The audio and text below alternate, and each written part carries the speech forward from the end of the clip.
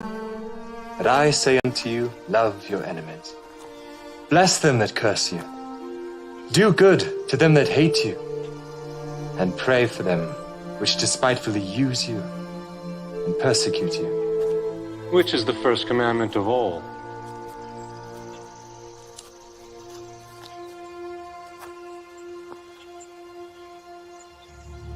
Hear, O Israel, the Lord our God is one Lord. Thou shalt love the Lord thy God with all thy heart, and with all thy soul, and with all thy might, and with all thy strength. This is the first and great commandment, and the second is like unto it. Thou shalt love thy neighbor as thyself. On these two commandments hang all the law and the prophets. Master, thou hast said the truth. There is one God, and none other but He. And to love Him with all the heart, and with all the understanding, and with all the soul, and with all the strength, and to love his neighbor as himself, is more than all the whole burnt offerings and sacrifices. Thou art not far from the kingdom of God.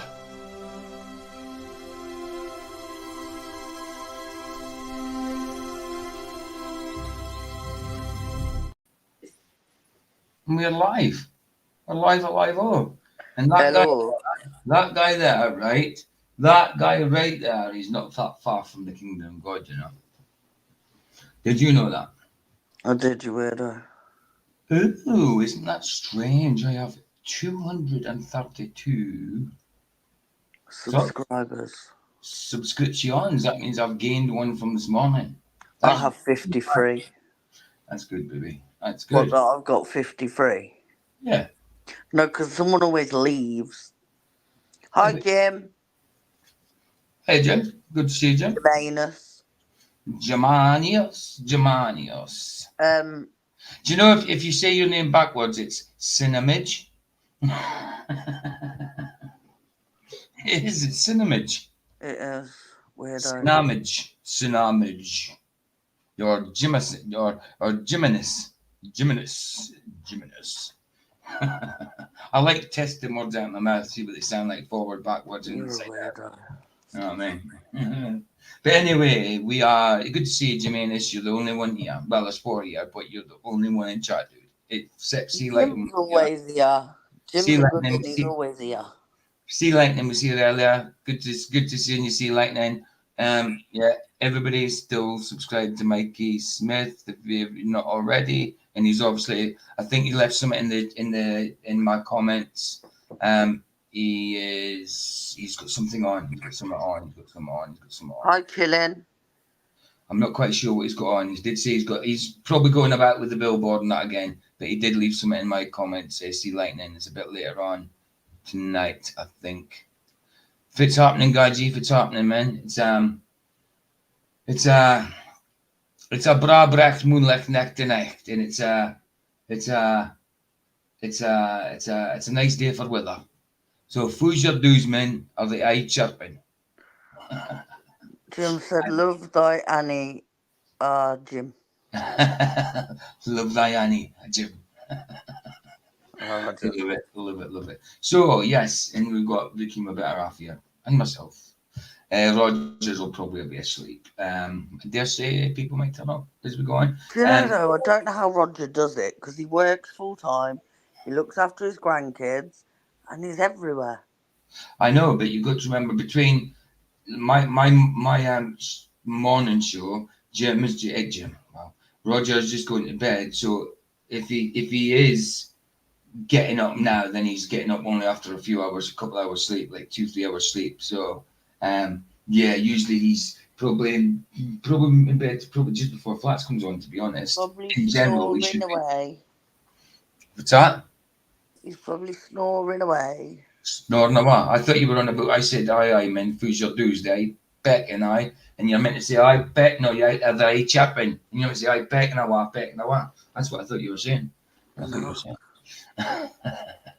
But yes. We're taking over the world today, Pinky. Tyler Oliveira was just about to go to Portugal, but on the way to Portugal, he took a beeline for Amsterdam. Why didn't he just go to bloody Portugal? Yeah, he kind of stopped in Amsterdam. So let's see what he's got to share about that. Let's see what he's got to share about that. I mean, I'll just wait for a few minutes, see if anybody else comes in. What are we going to do today? Chillin said we're taking over the world today, Pinky. The Aye. pinky and the brain. One person at a time, we will take over the world. One person at a time. Not. I don't want to take over the world.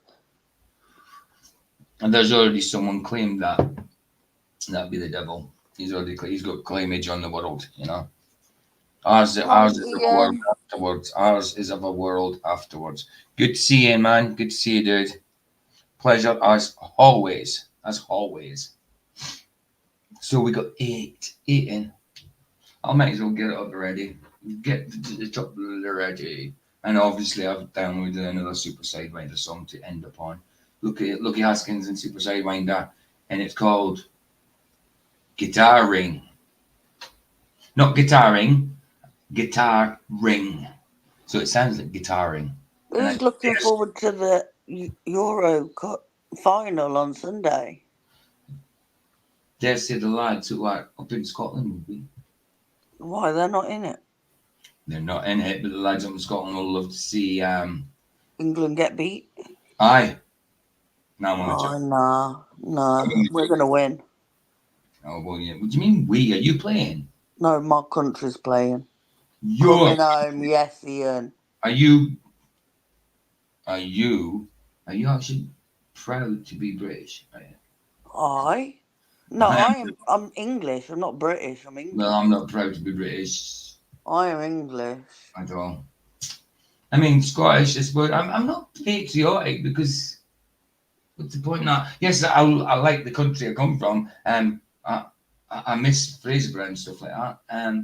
But I'm not patriotic as in like, let's go and fight for our country no matter what. You know what I mean? No. You know what, though? Out of all the countries in the world... Lutz, I can see you backstage. There's no point in coming. I know you just come to say hello, Lutz, but Vicky will not have you here, dude. Sorry. I don't want to let you in just for you to have to go again, Lutz. If I let you in, then Vicky won't be happy, so you'll just be going again, dude. So Not doing it. Luca, you took over too many shows. I ain't doing this game anymore. Other people can do it. He's gone. I'm not doing it. He's gone. Sorry, Luca. You know the score. Vicky's here. There's no way you're getting in. You've had way too many chances and I ain't playing. Mm-hmm. But Lutz, you know the score. You know not to try and come here when Vicky's here.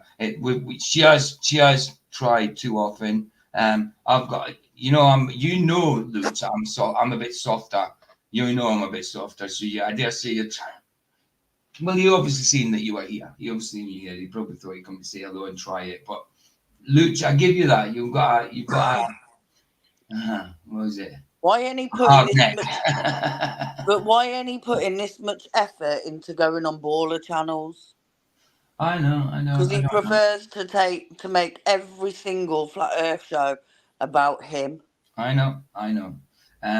I think Lutz, you must be knowing this by now. You must be seeing this. If you didn't know that about yourself, you must have realized it. If it's a subconscious thing that you're doing, then you must have realized it by now. Like I say, I've got nothing wrong. I've got nothing against you apart from the fact that you're anti-flat earth trolling. You know what I mean? Yeah, I'm done. I know. So and all these ballers can sit and go. They don't like free speech and that. Wrong one. It ain't free speech I have a problem with. You can go and stand outside your house and say whatever the F you like, right? But freedom of speech ain't sitting on a keyboard or ruining people's shows. People watch these shows and we talk to each other, we all get on. And then somebody like Luca comes in and takes over. And it's happened too many times. And I'm telling you now, I am not standing for it anymore. I see him on this show, and I Okay, will get rid of him. okay. Let's not make it about, like, we don't want it to make, when he comes on, we don't want to make it loose. I So just don't want him to come on. let's not make it about Luch, even though he's not here. You know what I mean? Because he's not here and we're still talking about him. So forget No, but it. I just think he should be banned from all of the channels. And I think so as well. Well, on principle, it doesn't stop me having a soft spot for little shit. But I'm not having derailment all the time. That's why I let him in last night to flat, just because I knew he'd be quiet, because it was just to watch, because we weren't talking. So I let him in there last night to chill and watch. I don't mind doing that. But when it comes to having a show, and he's just saying, because like he's got on his avatar so I can see it backstage, just come to say hi. You know what I mean? Sort of thing. Well, that's what he's had in his avatar for the past few days. I know you're coming to say hi, but that's not the point. You're coming here to try and derail it. But he knows. I know he knows when to try. He knows when to try because he knows I've got a little soft spot. But that's it. That's as far as it goes, Luch. It's not. There's no point in it. There's no point in it, dude. And you know I like you, but you're a little shit at the same time. I like him. I just can't be dealing with the bull anymore. I know. I get you. Right. Anyway, can you remember how far in I was in? I knew, if I don't know how many minutes as such, because it always resets these ones because it's a video file. If We're not, at 20 something. I know. I will. What you call it? I'll find it. He was just not long gone to Amsterdam anyway, had he? So Right. it should be too far in. It's definitely 20 something. Was it? Yeah, he passed here. Oh no. Had he passed here? No, this is in Amsterdam. So we hadn't even got this far. We hadn't even got to 20 minutes yet. Wow, it looks like we got to about 18 minutes. Right, let's just play it from here and see what it says. Hold on. That all drugs, including even weed, are illegal, yet possession of less than 5 grams of ganja was decriminalized as of 1976, and the use of other drugs like cocaine. Yeah, this is in. Yeah, we this is okay. Leave it from here, isn't it? You think? Yeah. I think so. Let me turn that down a bit. I don't know if it's just loud for me or loud for everyone. Right, let's go from here. Just to make sure. Hold on. Right, so they're still in. No, they're in Amsterdam there as well, and that's 16 minutes in. Wow. Right, so that's still in Oregon. And that's 16 minutes in. Right, let's hold on a sec. Why they believe they work? What do the locals here think about these laws, drug use, and if there are real problems with drug addiction and homelessness like you see in the States? Right, Do you think they should sell heroin? Wow, we'll leave it from here. I need to turn this Yeah. a little bit. Right, we'll go from here. Like 16:26. It's got 16. So we've got 40 minutes to go. 40. So 16. There we go. Right. We'll go. Need to stop.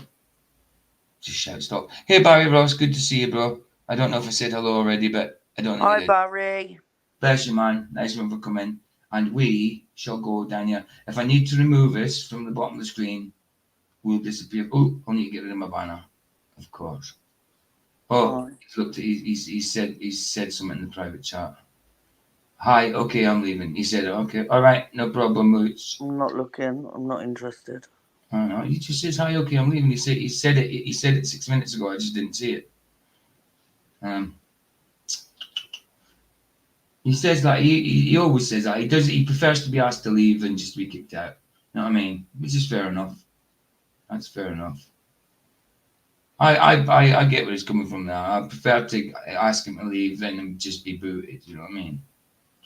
Gives him the chance, and if he doesn't, then you boot him. But I dare say he leaves most of the time you ask him. Okay. Same applies, babe. Just tell me to shut up or stop. I will. Let's go. Marijuana, cocaine, sometimes in like places where you can control it, you know? Okay. Yeah. Use Molly and cocaine. Is it pretty easy to get your hands on out here? Personally, I wouldn't know, but Hey, I'm not a Fed. yeah. I would never, you know? Oh, actually? Yeah, mostly. Yeah. Actually? Despite Amsterdam being a known drug tourism hub with over 160 plus coffee shops, basically little weed dispensaries, it's important to realize that all drugs, including even weed, are illegal, yet possession. There you go, babe. You'd enjoy them, the gummies. Yeah, I know you like CBD gummies, but I think you should try THC ones, baby. I do like CBD gummies though. I know you do. I like the drinks as well. The gummies work better than the drinks, so there's not that much CBD. The vape was good. That vape I got was good. I know you like the vapes. They help you with your pain and that. And they There's help no nicotine in them. It's just CBD, Yeah. and I know. you do notice a difference. Absolutely. Fine. I got it. Of less than 5 grams of ganja was decriminalized as of 1976, and the use of other drugs like cocaine, hash, magic mushrooms, and ecstasy is mostly tolerated, and if you get caught by the police, they can confiscate them, but you won't get fined as long as it's in small amounts. Basically, recreational use warrants a slap on the wrist, if that. It's illegal, but people do it and no one cares. On top of that, Amsterdam also has drug testing labs where you can test the purity of the drugs you want to use to have a good time and get the results instantly. And did you come here to use drugs? Yes. So like Molly? Yes. Anything else? No. So only. Molly? Yes. Did you like it? No, but because I am a runner. But too funny to try is okay. But in my opinion, it's bad. Are you on Molly right now? I mean, to test it is okay, but to continue taking it on, well, you won't want to do that if you're a runner, that's for sure. You want to be coming up in ecstasy as you're running the marathon, that's for sure. Just on the rainbow thing, PJ, whenever the rainbow appears in the clouds, I will see it and remember the everlasting covenant between. Yeah, absolutely. It's the covenant. It's the covenant between Noah and God, isn't it? That he wouldn't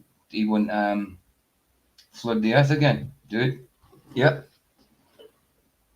And living creatures and everything on earth. Yeah, absolutely, bro. Absolutely. It doesn't say anything about local floods or anything like that, but it's obviously he will not do the full earth again after eradicating. Well, not completely eradicating at the time, but getting the bloodline out of there, completely out of there. Yeah, man. And like I say, they've bastardized it. They've bastardized it and turned it into something abominable, like a snowman. You know, I was just about to say that. Like a snowman. Hi. Sandra, good to see you, bro. Hi, Good to see you. Sandra. Absolutely, man. Absolutely, yeah, definitely. Yeah, you've got it. You've got it. It's just a symbol. It's just a symbol to say, look, it's a mark of his covenant to say, I won't do it again. You know what I mean? I don't need to do that again, basically. And they've turned it into, you know, whatever they've turned it into. Yes. Oh, And the thing is, they've turned it into something called pride. And what comes before a fall? Pride. Are they coming for a fall? A big one, you know? It's aptly named, that's for sure. It's, yeah, it's well named. Despite Amsterdam's extremely accepted relationship of drugs, it'd be hard. That's one thing. I mean, I do vape. I've got an electronic weed vape, but I've never had one of the big volcano vape bags that you used to buy them in. You used to be able to buy them in Amsterdam, tie them up, and take them back home. If it didn't pop in the plane. Pressed to find a drug addict living in a tent outside or smoking fentanyl or heroin on the streets like you would in the US. But why? I would say I don't do drugs and I don't think they should be legal. Yeah, me as well, actually. For me, I think it's bad, especially for like the people that want to come here and like enjoy Amsterdam. But people just high out of their minds out here? Yeah, exactly. Yeah. Okay, ruins the purity of the experience. Yeah. Oh, look, there's Arwen just walking around the corner. Come running up to ranting it to Tyler. Yo, you come back here and give me my drugs. Are you still there, babe? Yeah, I just took the fag at Tracy and she caught it and I went, good catch. Literally, she had a drink in one hand and just caught it in the other. That's Not very nice, baby. Throwing things at people. What, a cigarette? Yes. Throwing. I've got to say cigarette if anyone American is in, because you all think fags is a bad word, and fag is a fag to me. Well, there's Smoke only it. one. There's only one American in chat anyway, which is Barry. There's an Australian, and there's a couple of people who live in Scotland who would like to be Scottish in real life. What about the Brummie? What about the Brummie? Oh yeah, in a Brummie, yeah. No, he's not a Brummie. He's from the Black Country. Near Dudley. Dudley, where Lenny Henry's from. Is he? From Dudley? My mate, one of my Fuck. mates that was in rehab, James Woodfield. He's from Dudley. James Woodfield. I was in rehab with him. Decent enough guy. Ian A said little bit. fag, fag, Okay, what fag. about you? What, babe? Ian said fag, fag, fag, lol. Fagalo. Fag. Lenny is a die. Lenny is a Dyke. A dick. Hi, Crockett. Hey, good to see you, Crockett. Oh, Crockett's an American, but he's got Scottish roots. I think he's definitely got a Scottish name. That's for sure. You, man. For me, it's fine actually, but as I said before, it's not my opinion. I don't support that, but we also support freedom. Do you need water? No. Oh, okay, you're good. So you're high right now. Yes. Oh, I know that. How was your trip? You feel good right now? Yes. Now I use jam yesterday. Today I don't smoke, so I am okay, and it's not very strong the effect. Hey, well, it's been a pleasure speaking with you. Want to give you a fist bump. Good to meet you. Ciao, thank All right, ciao, see ya. They don't do fist bumps in Amsterdam. Surely they do. Surely it's just this guy was a bit, ooh, what do you mean fist bump? Because fist bump is pretty much universal at this stage, surely. Even the tribes in Africa and that go about fist bumping. I don't fist bump anybody. I mean, no, but I'm saying it's a universal thing. I know plenty of women who fist bump. Yeah, no, I don't even like shaking hands because I don't know if they've washed them after they've been toilet. It's not often you see women shaking hands, though, to be honest. It's more about, yeah, it's not often I see that. We have a mayor right now who wants to decriminalize soft drugs, marijuana, cocaine, party drugs, essentially. I think there's a lot of logistics that need. Cocaine's not a soft drug; it's a class A drug, category A drug. How is it soft? It gets turned into crack. It's not a soft drug. It might be soft compared to like fentanyl type drugs nowadays, but fentanyl again is a synthetic drug, synthetic opioid. Sandro's naughty. Like the old school drugs. Sandro's naughty. I did weed, space cakes, and shrooms in Amsterdam.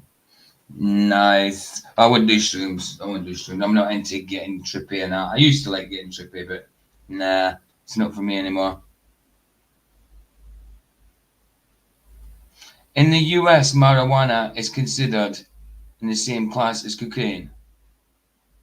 What? So, like over here, marijuana is cat C. So is cocaine a cat C drug where you're from? Wow, that's crazy if it is.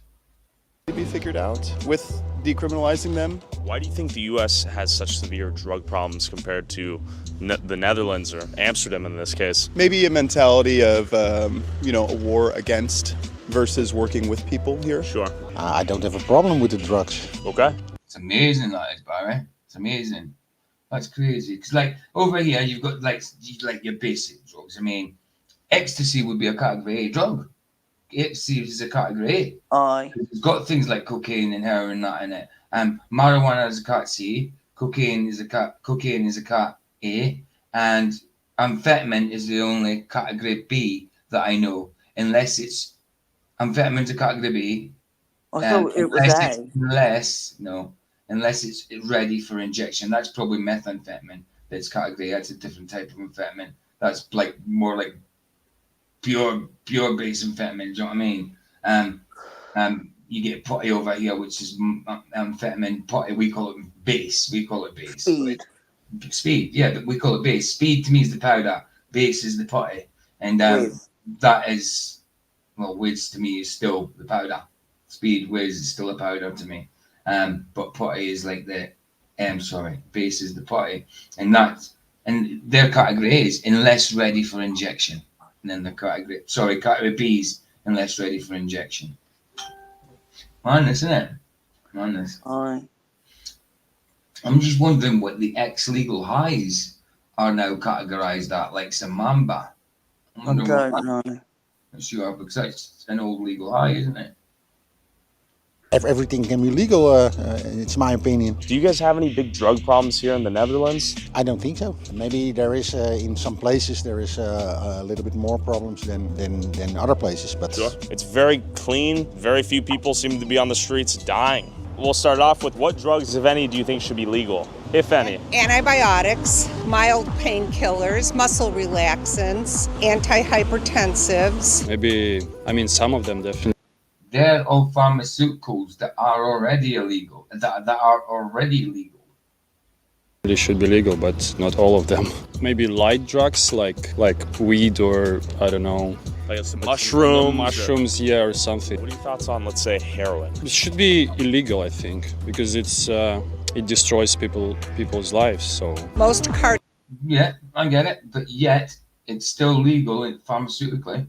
And yes, it's cleaner pharmaceutically, only just, but it's still legal, and you can still OD on it, and it's pushed legally. Cardiac meds, anti-seizure meds, insulin. Oh, wow. All right, you got to... So pharmaceuticals, basically. Wow, they are legal.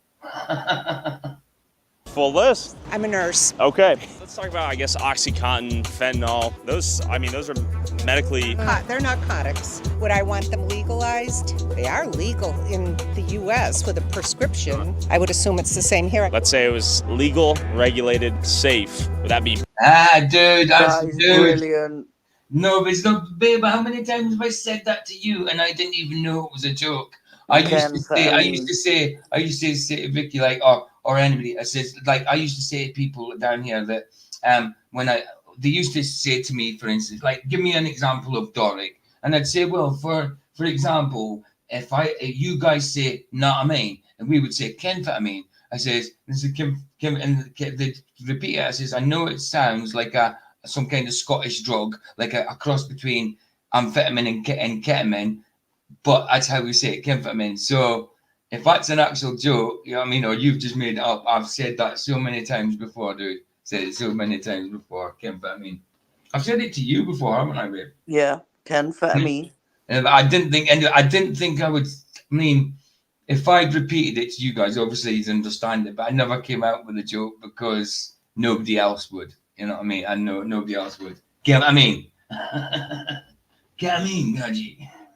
That's funny. That is funny. Better for a society or group of people that already is addicted to it and dying off of it? As a paramedic, fentanyl should never be legalized. Okay. It's a killer. Now, marijuana, yes. What about fentanyl? Fentanyl? I don't really know what this is. Okay, that's crazy. Fentanyl? I don't even know what that is about. Really? Where are you guys from? Synthetic opioid. Well, that's exactly it. Opiates are natural. Opioids are synthetic. The UK. Like Leeds. And you guys are high right now? Yep, absolutely. Yeah. Okay, on weed? Yep. Do you guys think anything harder than weed should be legal? Like what though? Like heroin? Let's say like coke, heroin, ecstasy. Not coke, because coke's like aggressive, gets you like aggressive in it, so probably maybe psychedelics. Yeah. I think anti-abortion stuff has shown that yes, you can ban things, but banning it only pushes it underground and makes it more expensive and more dangerous. Let me ask you this then. So she agrees with abortion stuff, I think, by the sound of it. Well, not me. Fentanyl be legal without a prescription, let's say? Still have it. Yeah. Okay. I'm going to say Shout stop if you need me to stop. no. Take the head off the snake. Okay. And you have to go to the source where it's coming from and get rid of the source. So obliterate the cartel, obliterate these manufacturing plants. That would be wonderful if we could. Do you guys have any drug problems here in Amsterdam? Yeah. What have you seen? Lots of Yeah.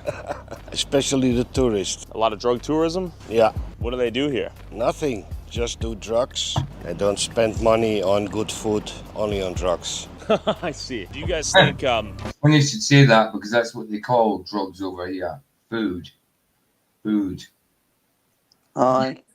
Well, they call it food. A dealer will come up to you in the street and say, "You want any food?" I mean, that's quite new in the past 10 years they've been saying that, I suppose. Before that, it was lights and darks. Before that, it was a brown and light. No, sorry, brown and, sorry. It was lights and darks. Before that, it was W's and B's, as in whites and browns. You know what I mean? Yeah, it's all different names get fixed to it after a while. Each different generation has got their name for it. It's just mad that I remember like 10, 15 years ago, well, in the 90s, I was scoring from people in their 20s, 30s. And then 15 years ago, I was scoring from people that were 13, 14, 15.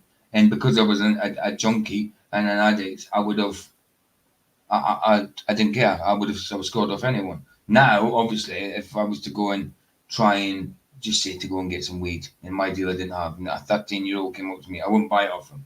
But when I was on drugs, when I was on smack, crack, wouldn't bother me. But obviously, in the back of my mind, I was like, he shouldn't be doing that. You know what I mean? But that's how it is. That's how it is over there. Just don't do drugs. Drugs are bad, McConaughey. most recreational drugs that aren't, let's say, heroin or maybe even coke should be legalized? No.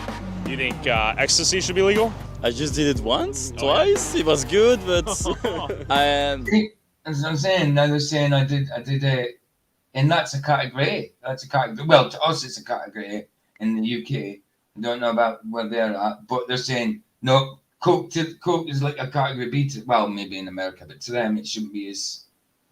No, but when you think of like, if everyone in the nightclub was on E's, they'd all love each other because that's how you are on E's, right? You instead you go into a pub and everyone's on coke and everyone's aggressive. I know, but it's the but the thing is, you still get things in E's that make you if the toxicity levels are all pot. Sometimes you could.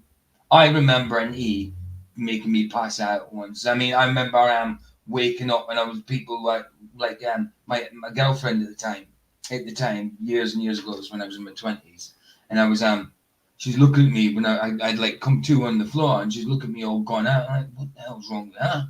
And apparently I was spinning around on the ground making stupid weird noises, and I didn't know nothing about it. And this is on ecstasy, you know what I mean? On the floor, like just going round and round and round, like screaming stuff and all that, you know. So yeah, it does different things to different people, weird things. So I suppose you can't really completely what you call it? What's the word for it? Toxic. Oh, what's Yeah, but if they made it legal, then surely they could get the toxicity level right, and then it's not going to cause like problems. I'm just can't remember the words. You can't. This has happened to me a lot lately. Forgetting the bloody word for something. I do that. I go in the room and I forget what I went in for. Go back out, come back in, and I still don't know what I'm looking for. Aye. You can't properly safeguard toxicity levels anyway.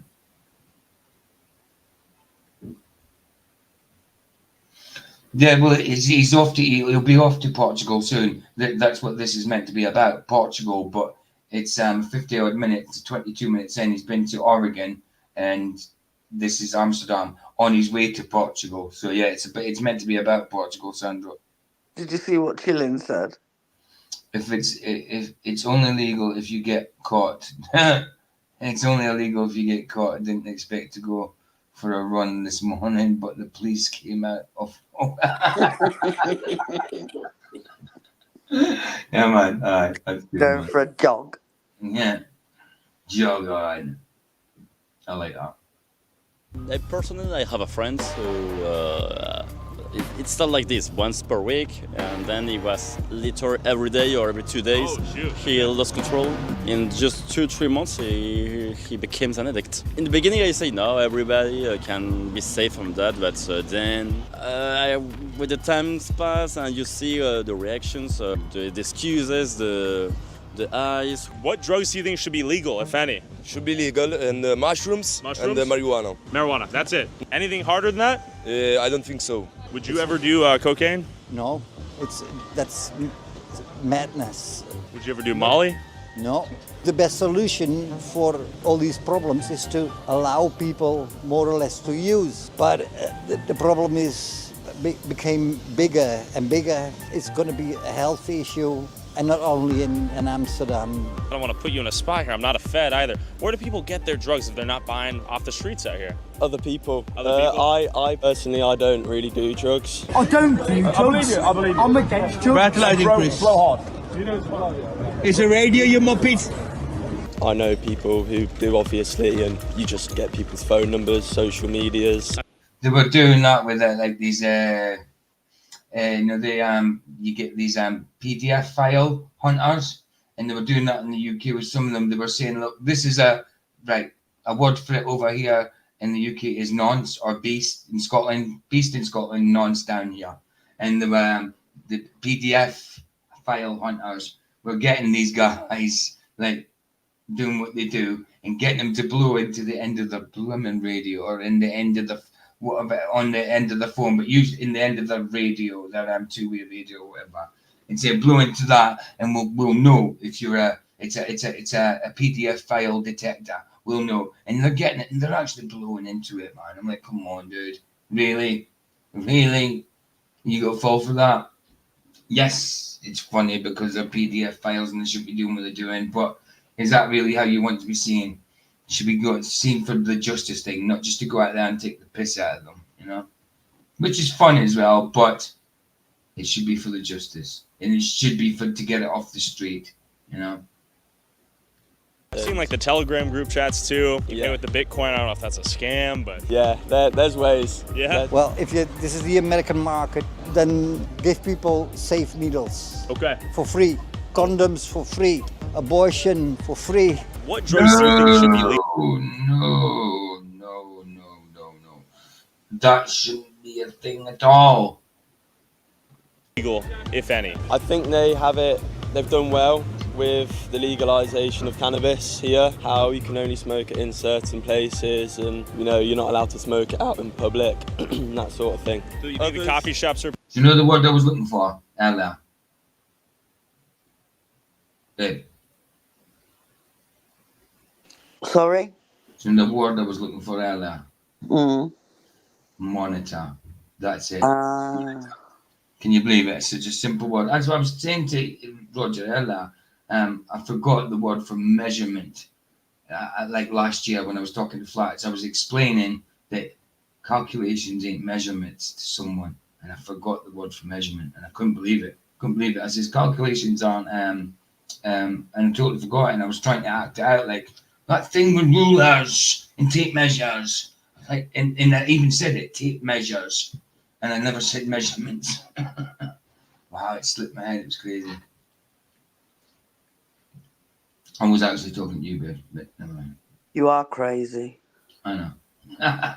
Pretty good idea. I think they're a good idea because it sort of provides a safe place to do them, and so you're not, you know, getting them from dodgy people. I think other drugs, when you start going into harder stuff, can start to get a bit dangerous. I think they've hit the nail on the head here, to be honest, with the rules and the laws around drugs. Were you here during the heroin crisis in the 70s? I was in the small street there, Dam Street. There was a student bar. I was a bouncer there. I had to fight the junkies.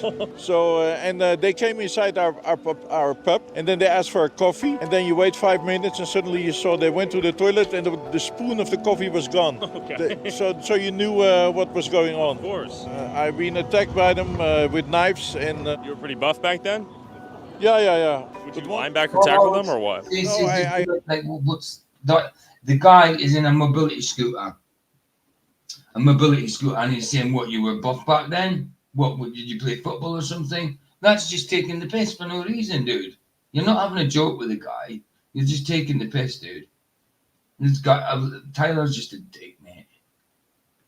I grabbed them, lifted them up, and walked them out and put them on the street. What do you think solved the heroin crisis back then? Why don't I see many drug addicts on the streets out here today? Well, we got the special, they get needles and places where they can safely inject. Needle exchange. And, what would you call it? That you get wet houses for alcoholics. What would you call it for someone who takes drugs? I don't know. I'm not sure. It's a dry house if it's abstinent, wet house if it's a drinker's place. Don't know if it's somewhere place you're allowed to take drugs. But you get needle exchanges and all that anyway. I see. I think that if you have replacement things which also give you a nice boost, you can easily quit the heavy ones, you know? And also the... Like methadone, Suboxone? Yeah, methadone is the word I was looking for. Okay. I think all with all, many countries follow the... Suboxone. The only difference between Suboxone and Subutex is the fact that Suboxone has got a lemon taste to it. That's it. And it's got naltrexone in it, the actual blocker. But now you've got Subutex, and it's like it's sublingual, so it goes under your tongue. So before it used to take like 5 minutes to dissolve, 2 minutes to dissolve, 5 minutes to dissolve, depending on the milligrammage. But now it's like a wafer, and it dissolves. It's like a wafer type of dissolves in seconds, and it's called it begins with E. It's still Subutex, but it's got more of a blocker in it. And it's not Suboxone. Suboxone used to taste of lemons, and it was still the tablet. This is the wafer, and it's I'm gonna have to find the name. I know the name. I remember taking one because and because I was on methadone, it put me into a rattle. Let me just think. Let me just play this in here, and I'll be thinking about the Dutch approach. What advice do you have for the United States to reduce the opioid overdose deaths? Give everybody who is in jail for weed, for soft drugs, freedom again, immediately. The country with 330 million people walking around, the big 10 cities around California, in California, like Los Angeles, like people sleep on the streets. What the fuck? Got more weed. Espinol, that's the new one, Espinol, which is more like a light wafer type thing. It's shaped like a tablet. It's like a tablet. You still pop it out, put it on your tongue, but it melts straight away. It's almost like a wafer that it melts that quickly. Espinol it's called. But yeah, if you've got any other opiates in your system, that will put you into a rattle. Oh, sorry. Didn't press the wrong thing. Weed. Off to the red light district we go. More wisdom shall be found. And while I was trying to interview some people in the red light district, I walked up to this dude. He asked me if I wanted to buy some ecstasy. So I asked him if I could interview him. He saw the camera and began freaking out. Hey, don't play, I tell you already. How we doing? What do you got for sale? MDMA? Hey, I tell you bullshit. Exactly, dude. Ian, it shouldn't be. It's meant to be just about country being a country that legalized all drugs. Oh, is this where he got chased? Aye. Well, that's what he shouldn't have been going about saying, "Oh, you got Molly? You got Molly?" Don't just go up and ask somebody that. Oh, you, man. Hey, I tell you already, give me All right, so we got this drug dealer trying to sell me MDMA. He's tweaking on me right now, and he kicked me like a little soccer player. You, man. All right, we're getting out of here. Goober tried. He's trying to sell you Instead of trying to sell you MDMA, you just asked him if he had Molly. Trying to sell you. He's the one chasing you away for asking him. Well, that's what it looked like. This bloke's a twat. Oh, he is. Tyler is a dick. He doesn't care about these situations. He's just getting money and clicks and money. Doesn't give a crap about these situations. No, he's an ass. Same as the hit piece with David Weiss and that he did in Flat Earth. To sell me some ecstasy. I denied. I can't believe he kicked me. So in search of confirming or denying the reality that drug addicts living on the streets using hard drugs in public here in Amsterdam was near impossible, I pulled up to what used to be the drug epicenter of Amsterdam in the 70s and 80s that used to be rampant with drug use and crime. Or in the Zeedijk neighborhood in the 70s, this place was the epicenter of the heroin crisis. It was the red light district a lot. A big open-air drug market was right here. Now, not the case. This place is clean, freshly gentrified, nice, decent, solid neighborhood, which goes to show a neighborhood can in fact be recovered. Think of the Skid Rows, the Tenderloins out there. It's not over. It's nice out here. But why? What did they do to fix it?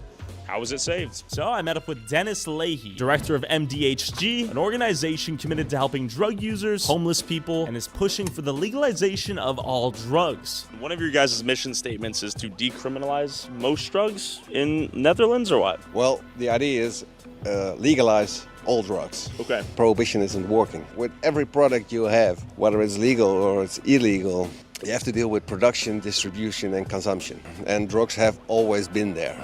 It's a fact of life that people use drugs, even animals use drugs. With that being said, I want to zoom us back in time. Chimpanzees smoking. They shouldn't be giving chimpanzees bloody cigarettes to smoke. Yeah, yes, they're quite clever, so they've got to try and imitate us. The people that are above them, they've got to try and imitate people. They've got to see people smoke and try and imitate it.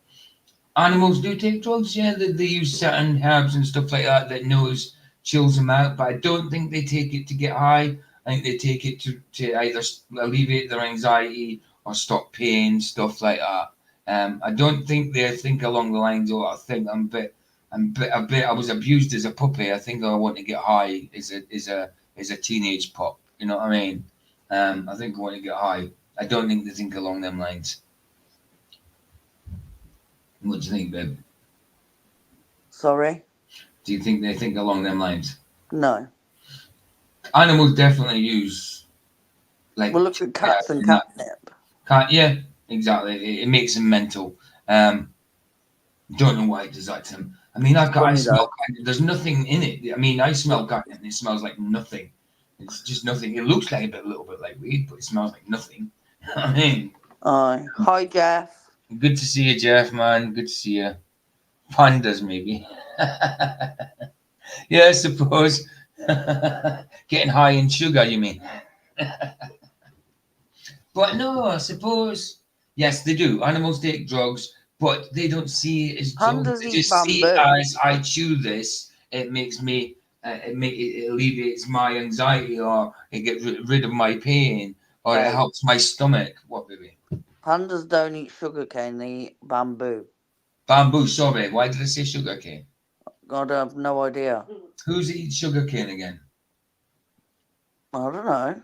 People. Does an animal eat sugarcane? Is that? Yeah, well, obviously, yeah. But I don't know what it is. Why did I say that? It's obviously bamboo they eat. Why did I say sugarcane? Have you ever seen a panda poo? Do you know why I said sugarcane? Because of bamboo cane. Sugar cane. Have you ever seen a panda poo? No. I've ever seen. Why would I want to see a panda poo? Because it's weird. Yes, it would be weird. It's weird to watch any animal poo.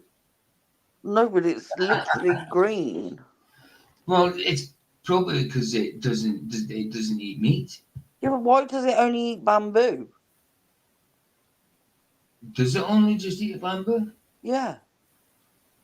Only bamboo? Yeah. Are you sure? Yes. Doesn't eat bugs or anything like that, just bamboo? Bamboo. On its own. What if there was no bamboo? What would it eat? They'd die. Are you sure they only eat bamboo? Really? Yeah, because remember years ago when they were like saying they were going to be extinct and that because there weren't many left. Main diet. I know it's the main diet, but only bamboo, Sandro. Wow, I didn't know that. So the poo is just bamboo then. That's why Yeah, it's weird though. So that's why it's green, because it's just bamboo. And like kangaroos, they carry their babies in a pouch. I didn't know that, you know. Do they? I mean, I thought, yes, They I latch knew on. they had. I knew that I knew they had. Jelly That's bean. the main diet. Like most animals got a certain thing as a main diet, but most animals eat other things as well. You know what I mean? Didn't know that. I didn't know that. That's crazy. Bamboo. I Bamboo. think pandas, their babies latch onto them, I think, and stay there because they're only tiny when they're born. Isn't that mental, man? They only eat bamboo and they're nice chunky things as well. And they're not on the meat. I know, but remember when they said there weren't many left? Pandas. do. And then you see now on the internet and you see all these baby pandas. There's got to be loads of pandas now. They're taking the mick. Oh, this is like the he said to watch this later. Chilling put the link in. Says watch this later, and it's African animals getting drunk off ripe marula fruit. Have you not seen the drunk birds? I've seen bits and pieces of it. Yeah, I've seen bits and pieces of things like that. I'm not sure if it's the exact thing you're on about, but I have seen bits and pieces. Have you ever seen a red panda? No. A red panda? No, Yeah, you get red pandas. No, I haven't seen one. It doesn't look like a panda. Really? Yeah. Okay. Google it. They look like. Well, I'm not going to Google it right now. I've probably seen it. They're cute. Okay. I'd have a red panda. They're cute. A red panda.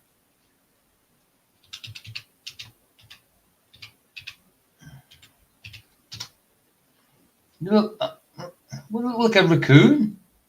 Told you it don't look like a panda. That's just a bloody raccoon, surely. Show me. Okay.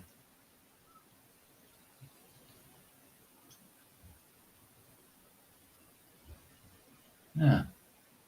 Yeah, that's a red panda. It looks like a blooming raccoon. I know, but it's not. It's a red panda. Wow, that's mental. That's mental. Crazy. Crazy, baby.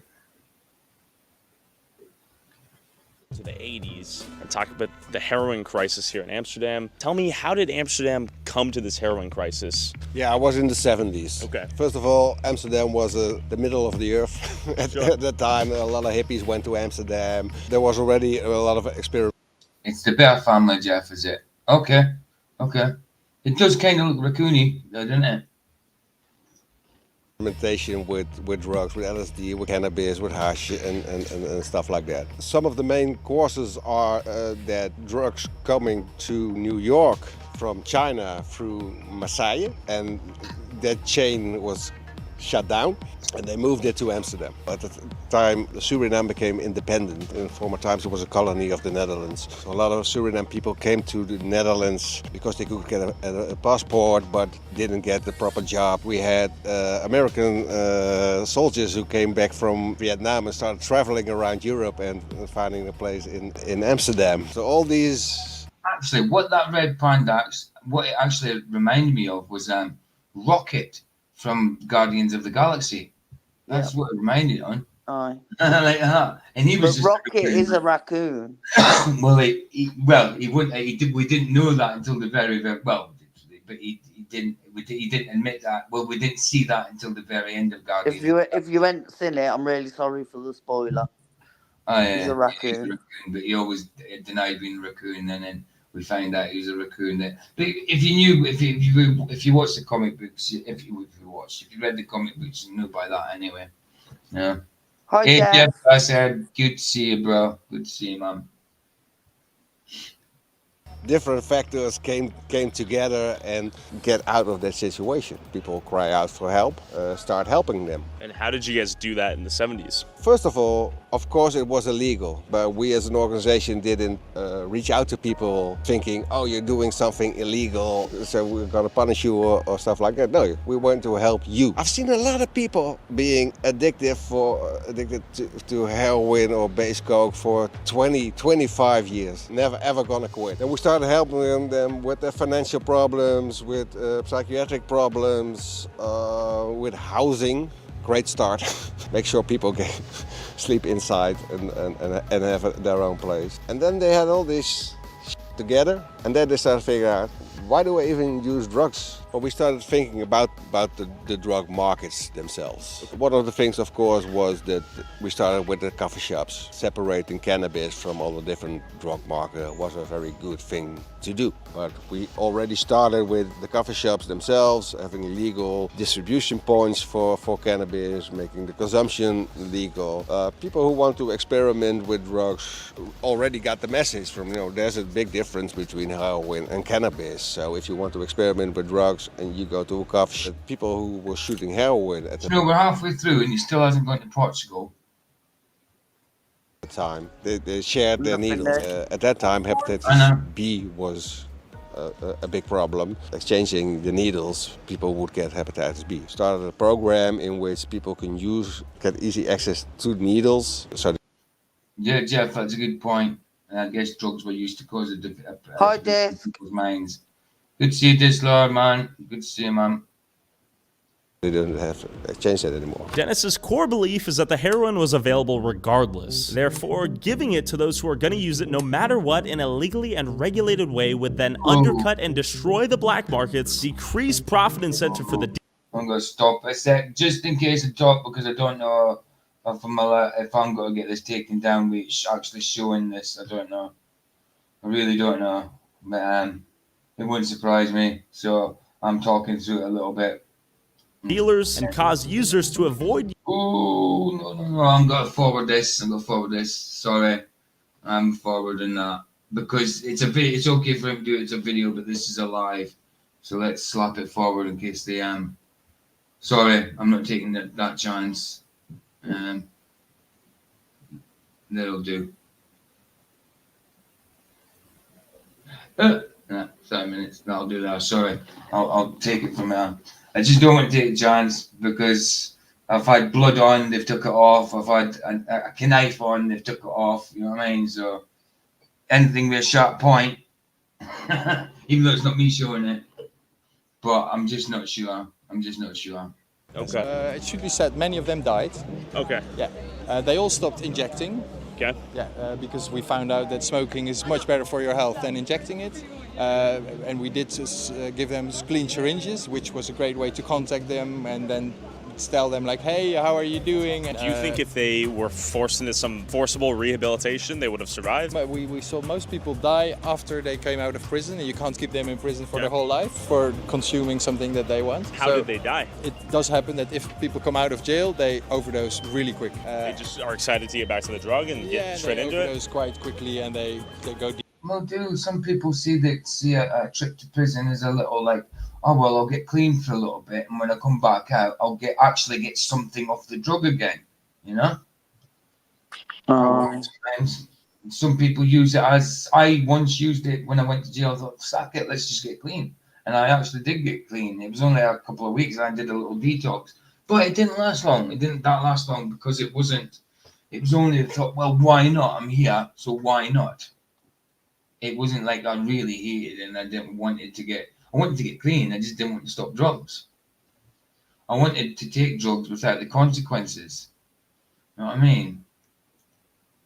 Deeper than they've ever been. From there we started with the experiment together with Switzerland to give away free heroin. Okay. And due to its success, it's now a full program that you just saw the front door of. So tell me about Housing First. What is Housing First, and do you think it's a good or bad thing? Housing First is a great thing. I think if you don't have a house, then you live a very bad situation, very unhealthy. Do you believe someone addicted to heroin, let's say, could maintain a home if it were given to them?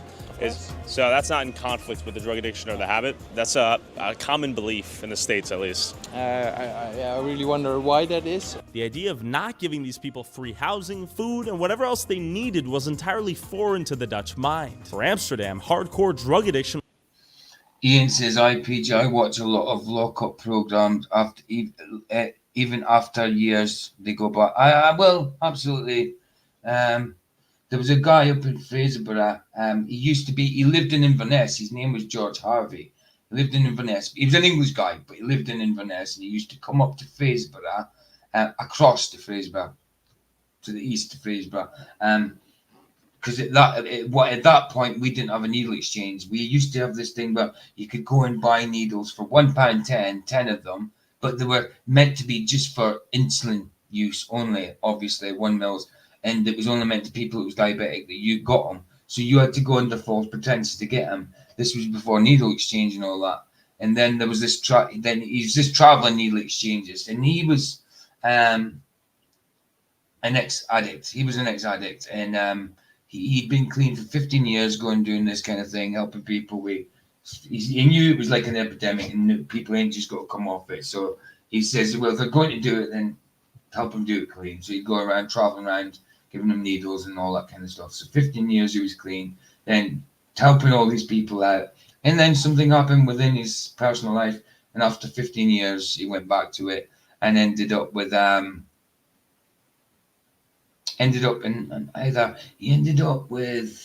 HIV, or he's not dead, but either ended up in an accident or ended up with HIV or something like that, after being 15 years clean, you know.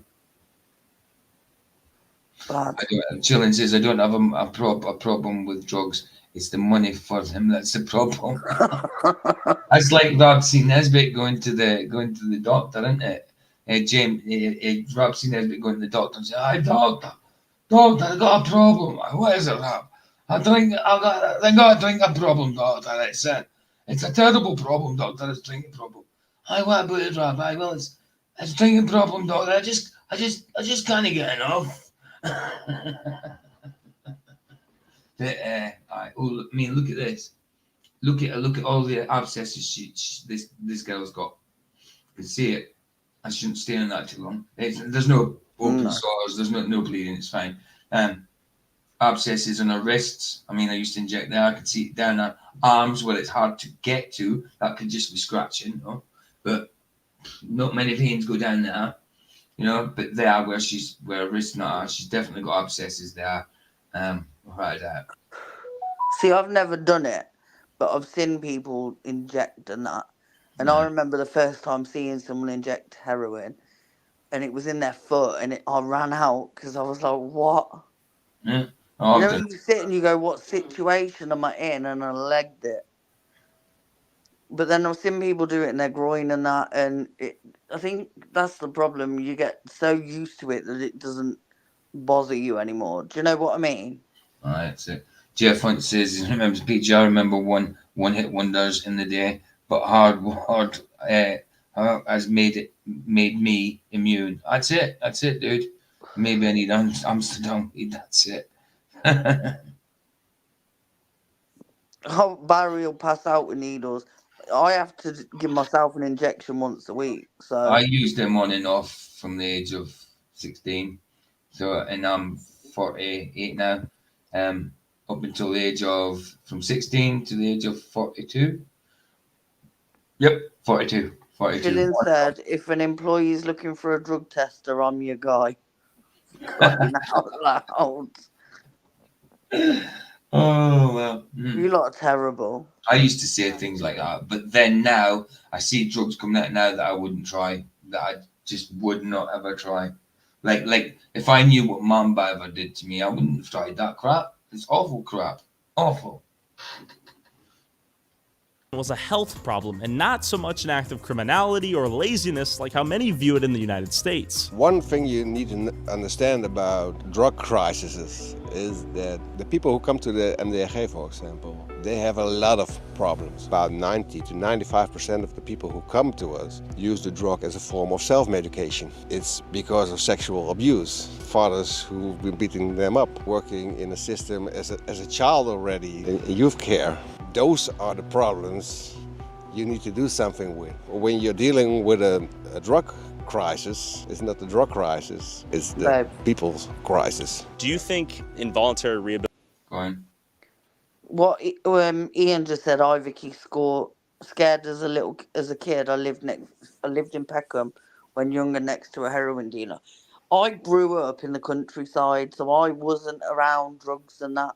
Mm-hmm. It wasn't until I went through a thing in my 20s and ended up an alcoholic in my late 20s, and I was around drug addicts more. So all my younger life, I'd never been around anything. I'd never, I was in my 20s when I first saw someone take drugs.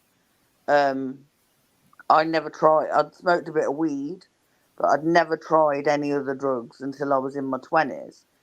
I've never done heroin, and I've never done ket and stuff like that.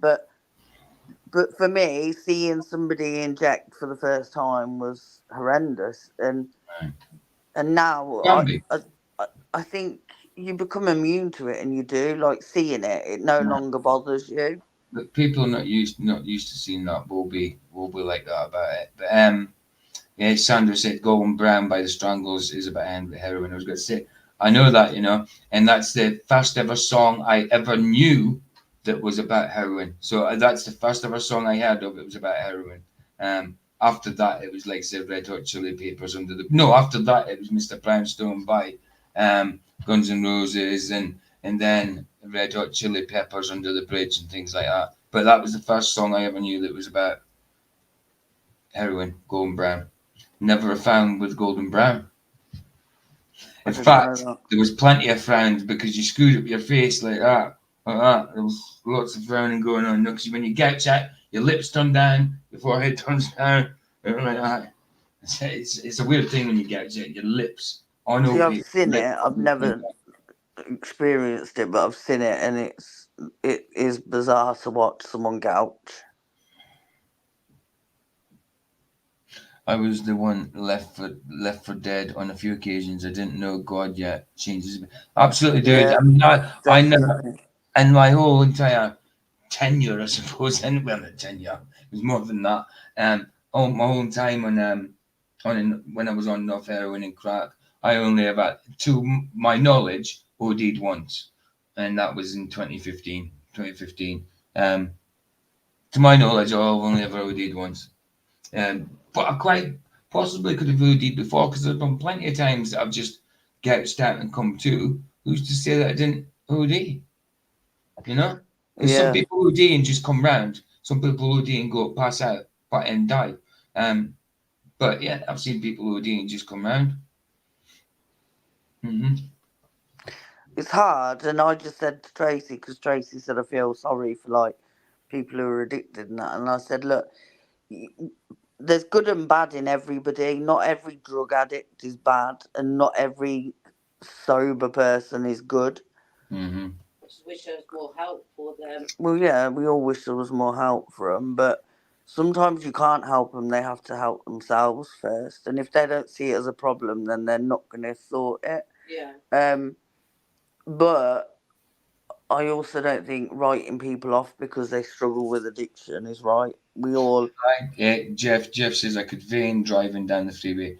Different life, though. Absolutely, dude. I could do it blindfolded. I used to be able to get other people blindfolded. At least, everybody knows someone that used to get called Doctor. I was called Dr. PJ at one point, because of it. I could do someone blindfolded when it comes to injecting. And myself at one point, definitely, until it got to the point that I couldn't get veins, and then I ended up having to groin. I didn't groin until I was 40-year old, and that's from the age of 16. So I did well to keep my veins that long. And my teeth. I managed to keep them. Might not be the best teeth, but I still managed to keep them. No, but you've done amazing. Yeah. Like any addict that, I don't care what anyone says, to get out of an addiction is one of the hardest and the best things you can ever do. But it's hard, and I don't think people realise how hard it is. They just look and go, well, that's a drug addict, and it is what it is, and it's not. Whatever you think of that, what they're doing, it's still a person. It's probably a person that's hurting a lot inside. Well, it gets to the point where you're not dead, you're not die, you don't die, and and the drug just doesn't do anything to you anymore, no matter how much you take. So then you think, well, what's the point? It's just you're just doing it out of habit, and you're just making yourself iller and iller. So why not try and get clean? You know what I mean? I think, yeah, it's like when we got together, you were dabbling, you weren't bang on it, but look at 5 years and you haven't done it. Do you know what I mean? You've been clean. You should be so proud of yourself. Everyone that's ever suffered with addiction and got over it should be proud of themselves. But any addict, you're not alone. There are people that love you and care about you and want you to get better. Do you know what I mean? Do you know something, Jeff? I never had bad abscesses, you know. I kind of tried to circulate my arms. There was spots that I was favourites to go, and I did mark myself up and make little scars and that. But I never had really bad pussy abscesses. Maybe little scabs and that, but I never had really bad pussy abscesses or anything like that. Not really. I tended to circulate. You know what I mean? Change arms, change sites, and stuff like that. But yeah, you did have when you had trouble, you did go to the old favourite. And everybody got an old favourite when it comes to veins. Anyway, let's carry on. Rehabilitation or forced rehabilitation is a solution to someone addicted to a hard drug on the streets? No, it doesn't work. Your target should be getting people a good life. We have a lot of members who are still using drugs on a very regular basis. And they lead a good life, and the drug use helps them to have an ordinary life. I think that should be your target. And you can see if you help people get a better life, then the drug problems will go down. One of the reasons...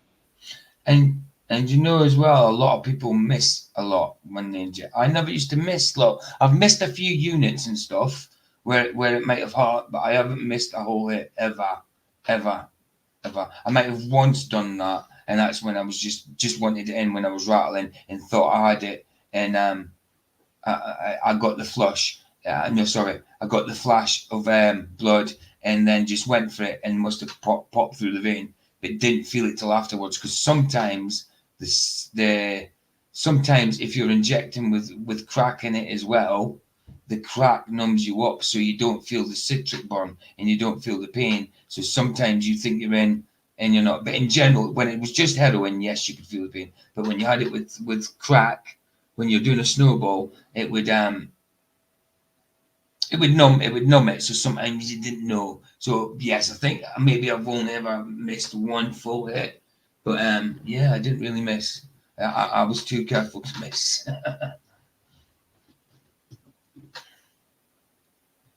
Why people don't improve their situation is because nobody's ever nice to them. And if nobody's ever nice to you, why do you want to walk the path with those people? Sure. I've had people crying just because... It does feel like that about it when you don't do it. When I didn't do it, when I was like not really scared by needles, but I didn't want one near me, and I got introduced to it, I held my arm out and let the person do it to me and kind of looked away.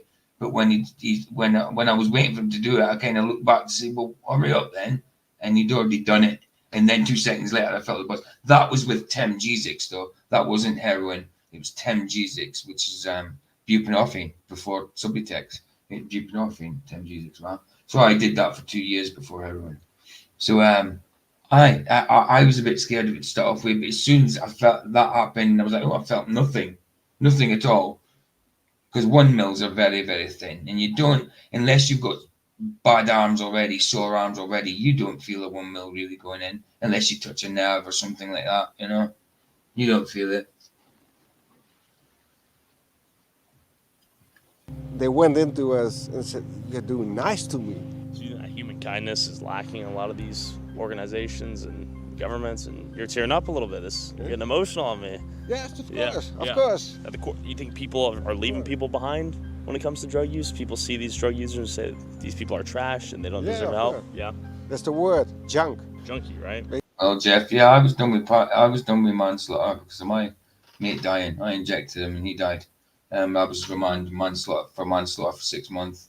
But then when it come to me going in trial, I got the manslaughter dropped as long as I pleaded guilty. Pleaded guilty to supplying So I got 3 years for the supplier class A. You call people junk. These people have been through such a lot why they started self-medication. And then as a system, we react on with punishment and spitting at them and stuff like that. And then it's almost like it aggravates the drug problem. These people continue to look down upon them and they continue to self-medicate even harder. And so what if I'm a drug consumer and I say, my answer and what I want is to use more drugs until I die? Would there be a world where I'm involuntarily rehabilitated? So, you know, there's not a single person is the same. So it's quite difficult to oversee this situation. So we will put a net of safeguarding around this person and give him his dose of heroin or whatever he says he needs. With that, he will be able to control his own problem and we will help him with that. It's legally distributed by the municipality, and the people who are in the program do that on a legal basis. In many cases, these are... I wouldn't inject any drug again, Jeff. Well, I would hope I wouldn't. I can never say never because I know my weaknesses, but I would hope not. I can't see me doing that after 5 years clean, but you can never say never. I can't see you doing it, and I can't. No. But no, listen, not just heroin. I've injected Valium tablets that shouldn't be injected that went into like goo. Temazepam. I used to inject temazepam when there were jelly eggs. They used to get called jelly eggs or rugby balls or whatever. And there used to be a liquid inside of like a rugby ball egg, a squishy egg. And you used to take the liquid out of that, mix it up with water, and inject that.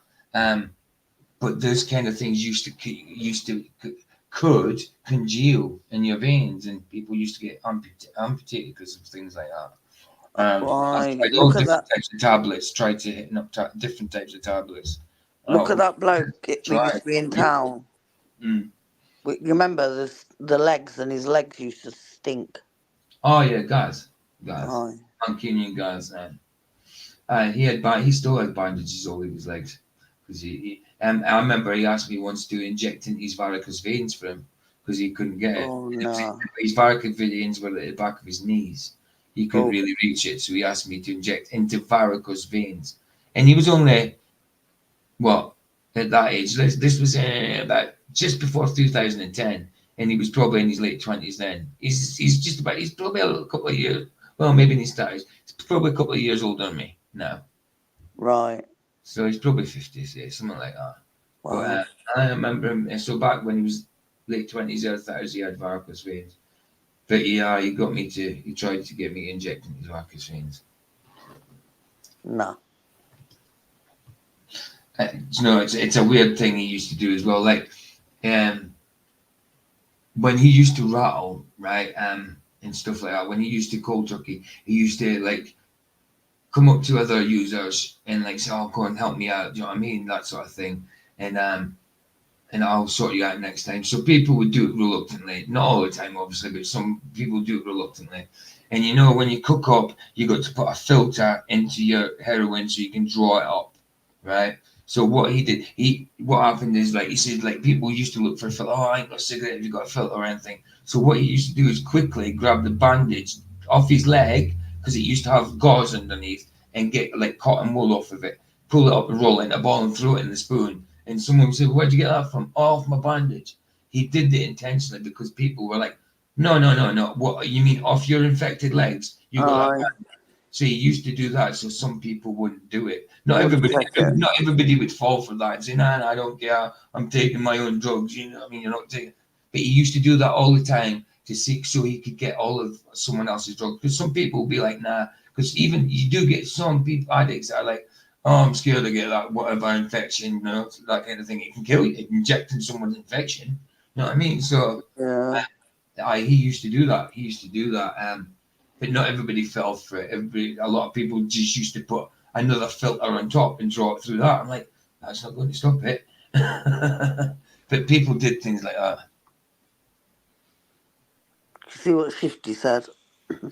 I know. So you must have been. So if you sniffed it, you must have been sniffing China white though. Like, was it white heroin? Because brown heroin, I've sniffed brown heroin, but you tend not to, in general, because it's London number. No, thank you. There's, Oh, hold on. It was a London number. It might have been 3. It's the same number. It keeps phoning me for 3. So, yeah, no. but Looking well at done, Shifty. You've done good. definitely done good, man. Definitely done good.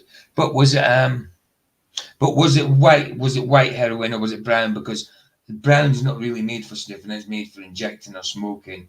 There's so much crap in it. But I have sniffed brown before, just for quickness.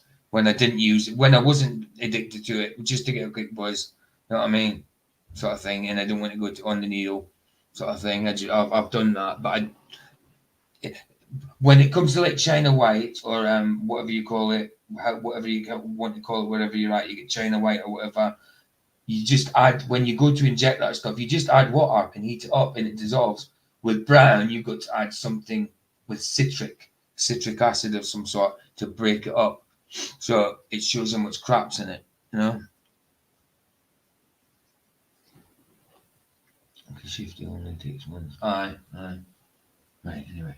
People who have been addicted to heroin for a long time have been trying to stop, but that didn't work out. So now they can go to the municipality and get legal heroin twice a day. This works great. What is this right here? Just talking about experiences for whoever's listening and comes to watch this later. I'm not glorifying drugs whatsoever, and nobody in the chat is. We're just talking about experiences because of the topic at hand. So, just in case somebody watches this later, it's nothing to do with glorifying drugs. No, not at all. If anything, we're trying to get people to not do it. Yeah. We call this the heroin facility. This is where people who have their habits of heroin consumption, we give them free heroin, medicinal grade heroin, and we give them like housing. We look what they need in their life. With that, we tackle the whole opiate crisis that we had here in the 80s. 3 of these places existing, but only 2 of them also provide heroin, and the 3rd one also provides methadone. In the 80s, when we started, there were 15,000 people only in the night place where... You know, when they first started giving out methadone in the States and all that with as a medication to get off heroin or whatever, they used to give it out in ampules so it could be injected. Now it's given out as a liquid that you can ingest, you know what I mean? But once upon a time, you can still get the injectable ampules, but it's not given out as such.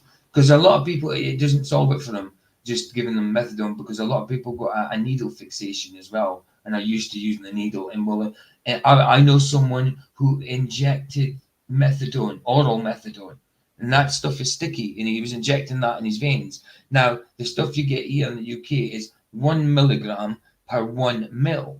It does in the States now, it goes up to like 1 milligram, 5 milligrams per 1 mil, or 10 milligrams per 1 mil.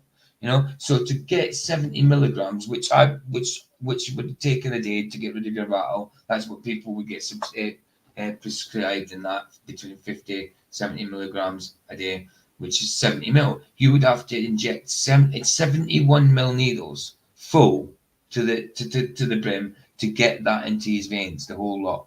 And I've seen people doing that and injecting methadone itself. Absolutely.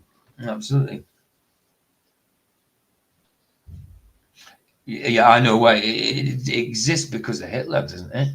Well, I mean, that's the rumors, whether it's true or not. Apparently, it existed for the pain in his back, which is I used to think methadone was a natural opiate, but it's not. It's a synthetic as well, so it's an opioid. But was it not also given to his soldiers and that as well? Oh, I've been on and off methadone.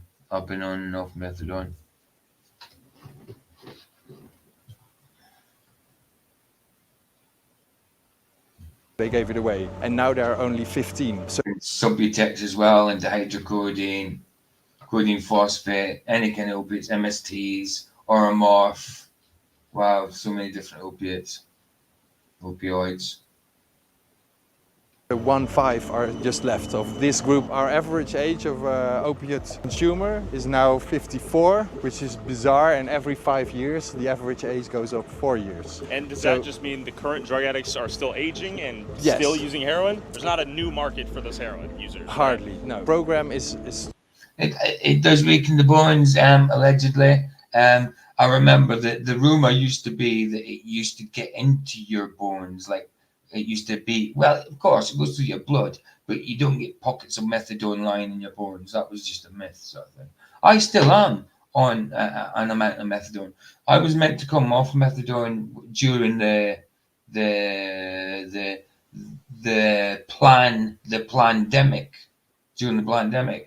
But because of that happening, they wouldn't let me come down because all the places that give out shots, so you couldn't get taken down off of it, sort of thing. So I had to stay on it. So it's been delayed for me. I should have been off of it by now, completely off of it. I mean, I haven't been on heroin and that for over, like, just over five and a half, maybe 5 years, 5.5 years.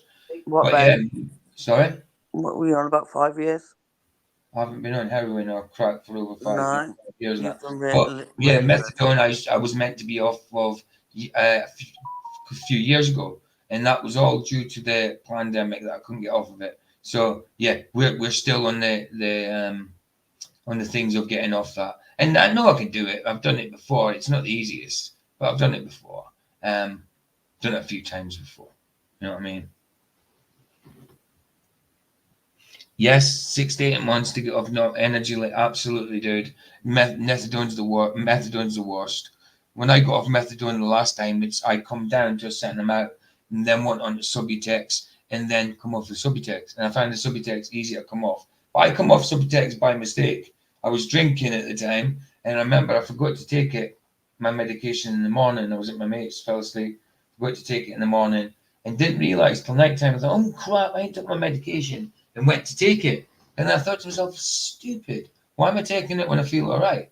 I felt all right. So I thought to myself, if I don't feel all right in the next morning, I'll take it.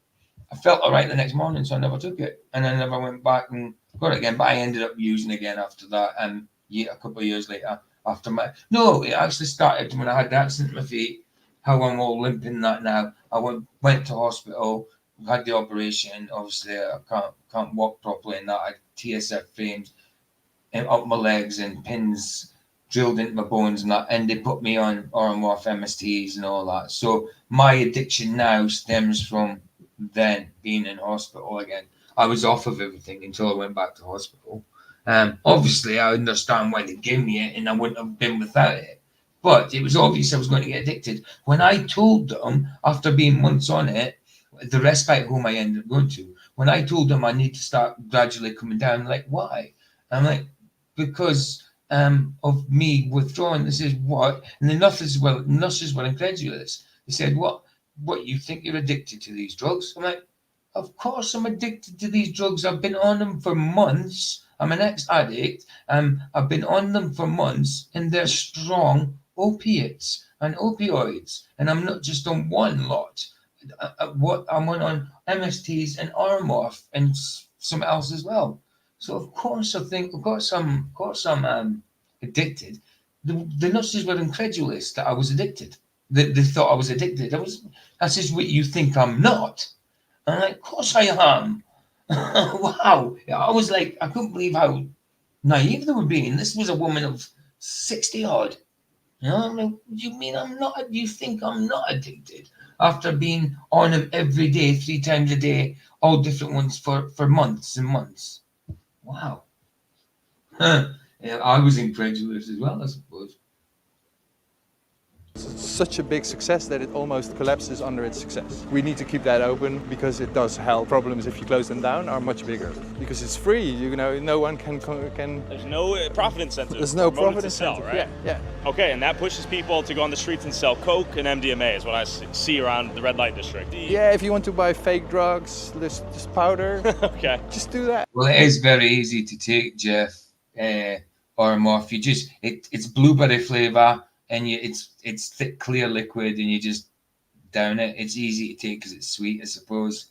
But even Oromorph as a morphine, it's morphine sulfate tartrate. But it's still not as strong as methadone, and methadone's synthetic. You know,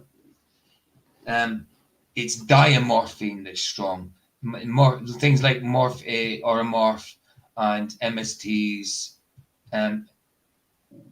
they're not the strongest of morphines. It's even codeine gets turned into morphine in your body. It's the same drug, but it gets turned into morphine in the body.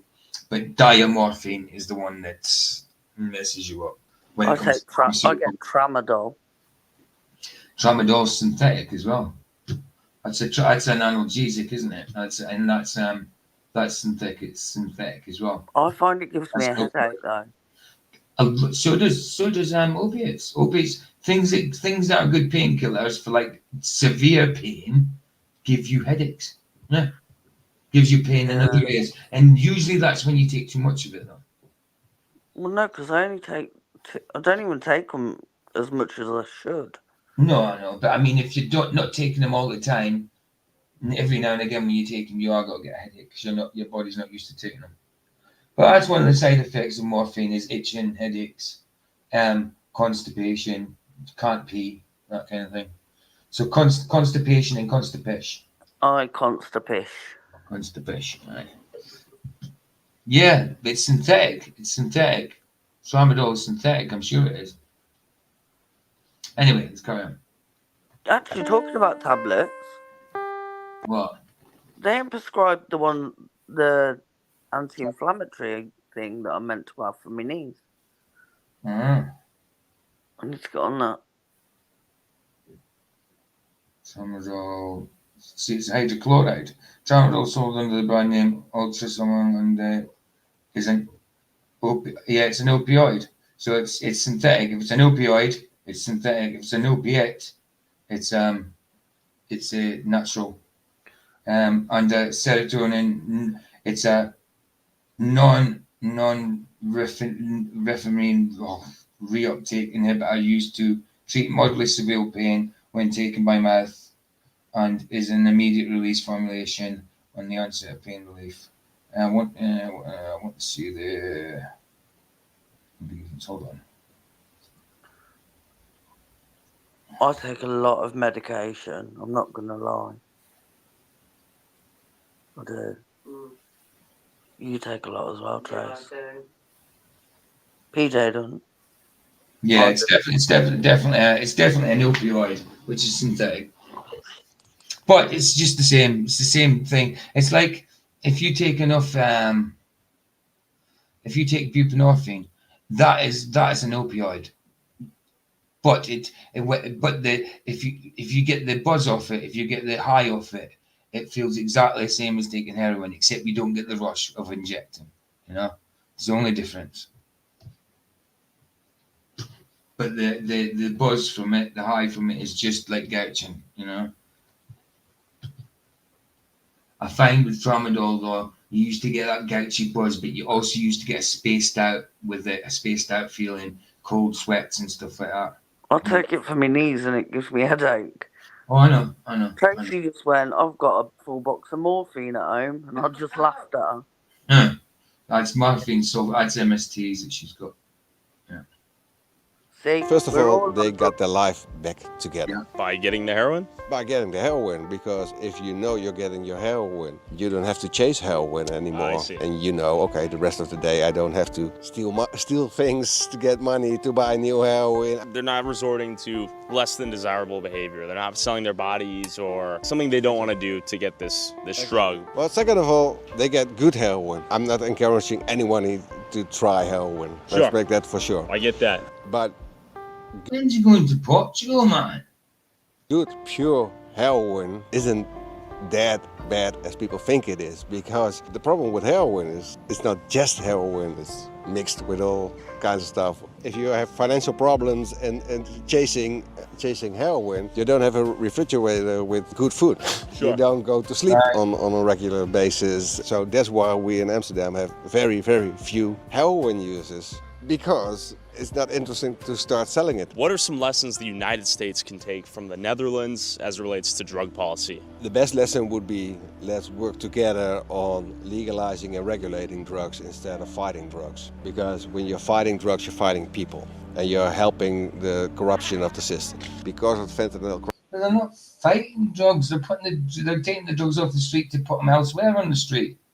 Look, right, how many of us have just said, Jeff said it, I said it, Tracy said it, you said it. We're all on a drug that's prescribed to us. Well, yeah. Well. And if, like me, I get so many a month, I don't take them all. But if I took all of them that they give me, I would then become addicted because it's a regular medication that they give me. Right, exactly. So if I was taking it like I was meant to and I stopped taking it, I'd have withdrawals from it. I don't take it as often because I know I've been addicted to codeine. Absolutely. I don't, and I think, but we're still giving drugs like these people are taking. Definitely. It's I mean, not, and even but drugs that ain't physically addictive, people are that used to taking them. It's a habit, so it's a habitual addiction. You know what I mean? As well, with some things. but it's the GPs that are making people addicts. Well, some are definitely, but Can you remember? I remember trying to get drugs off GPs, and they just wouldn't. They just Can you wouldn't give me remember what I my wanted. codeine? Yeah, what? Remember when I was on codeine and I'd been on it for years, I do. and some doctor I'd never met just stopped it, and I rattled for it, and it was horrible, and like I we'd have to know go what to to the do that. chemist and get cocodamol from the chemist just so I didn't feel like shite. Of course, it's all a planned agenda, Jeff. Right? Yeah, well, and a lot of people when they go to prisons and that, Jeff Guy says, instead of smoking something like weed, which stays in their system 28 days, and they get mandatory drug tests, where if they fail a urine test, they get 28 days for it, 28 days off the remission. On the remission, sorry. Off the remission. So a lot of people will take things like heroin in jail, which stays in your system 3 to 5 days. So there's less chance of you being caught for it. That's how a lot of people get addicted to it, by trying to manipulate the system so they don't get extra days. They take stronger drugs because it stays in your system less. That's some people. That's how some people get addicted to it. Prices, there could become something good out of it, namely that you will find out that probably fentanyl is like 200 times stronger than heroin or something. It's just crazy. prohibition isn't working. And you also destroyed the criminal underground black market. I find what happened in Oregon mega interesting. I have not been there. They're recriminalizing it. I hate that word. I am afraid that the recriminalization is due to the fact that there has been made some really bad policy. Because yes, if we... Yes. I'm going to make a coffee. Okay. Right. Fine. Yeah. We would throw heroin for free, just make a sign, get heroin for free. That would not work. So we have this in a special program, which is the SOPs, the standard operating procedures, are mega precise. And we have this a whole network of harm reduction, social work, everything around that. In order to keep it safe, we continuously are debating, are we doing it right? How could we do better, etc., etc. And we are putting that in practice. What do you think they were missing in Portland? I heard some extra money went into harm reduction, but I think you should divert all your assets towards harm reduction. Work against poverty and social inequity and things like that. People want to be part of the society and make them part of it. And of course, there are always people who can't work, who have a double diagnose, AAA, so help them out. And these people will always be there. And as a society, the quality of your society, I think, is based on how you treat the people who are marginalized. Okay. Yeah. And by criminalizing that and stigmatizing the use, do you think I should. My sister that's just died last June, not June past, June before, and she was probably like 63. She'd been on methadone and she was probably, I don't know, say 37, something like that. Maybe 35 to 30 years nearly, and she didn't come off it. She was on a maintenance script. She didn't want to come off it. I've been on and off it a good few times. it like pushes people into the darker corners of society to use these drugs anyways? You ask me if I think that, but I think that's proven. But while all of these drugs are still technically illegal if they're being used for non-medicinal purposes in Amsterdam, Portugal has gone balls to the wall and decriminalized all drugs across the entire... Way out of a 56-minute video with the main topic meant to be about Portugal, 39 minutes and 28 seconds it gets to Portugal. So, what's 16, 17 minutes of it left of the main part? That's just a little bit silly. That's all right. I mean, she didn't talk to me since 2002. She hadn't talked to me since 2002, and that was over money for drugs or money for methadone I bought off her, to be honest, when I wasn't getting it and when I was on drugs. I gave her half of the money back, couldn't afford the other half till a week later, and she stopped talking to me for it. I couldn't believe it. I was meant to be her favourite brother. She actually was my legal guardian for a little time before she got on drugs. It was through my older sisters and her person she started going out with, came out of jail came out of prison after a 10-year sentence. He was an addict, and she started going with him. And that's how we both ended up on it. Her faster than me. But her being she's 15 years older than me, you know. So like, obviously she didn't like it when I was on it, but it gets to that point when you're both on drugs. When you're on drugs, you just don't care in the end. You care, but it just doesn't matter as much anymore. The main thing is about the drugs. Entire country since 2001. So what does a country that's decriminalized drugs for the last 20 plus years look like compared to what I just saw in Portland? And more importantly, what did the locals here think about Portugal's unique drug policy? I headed to Portugal's capital city of Lisbon to find out. This is where my great-great-grandfather fled after hitting a man in the head with a rock. And my cousin also visited Portugal. Talking about panda bears, did you see that big furry there? I was a panda. Did you see that, babe? Oh, you're not there. I'm just making coffee still. And got hit by bus.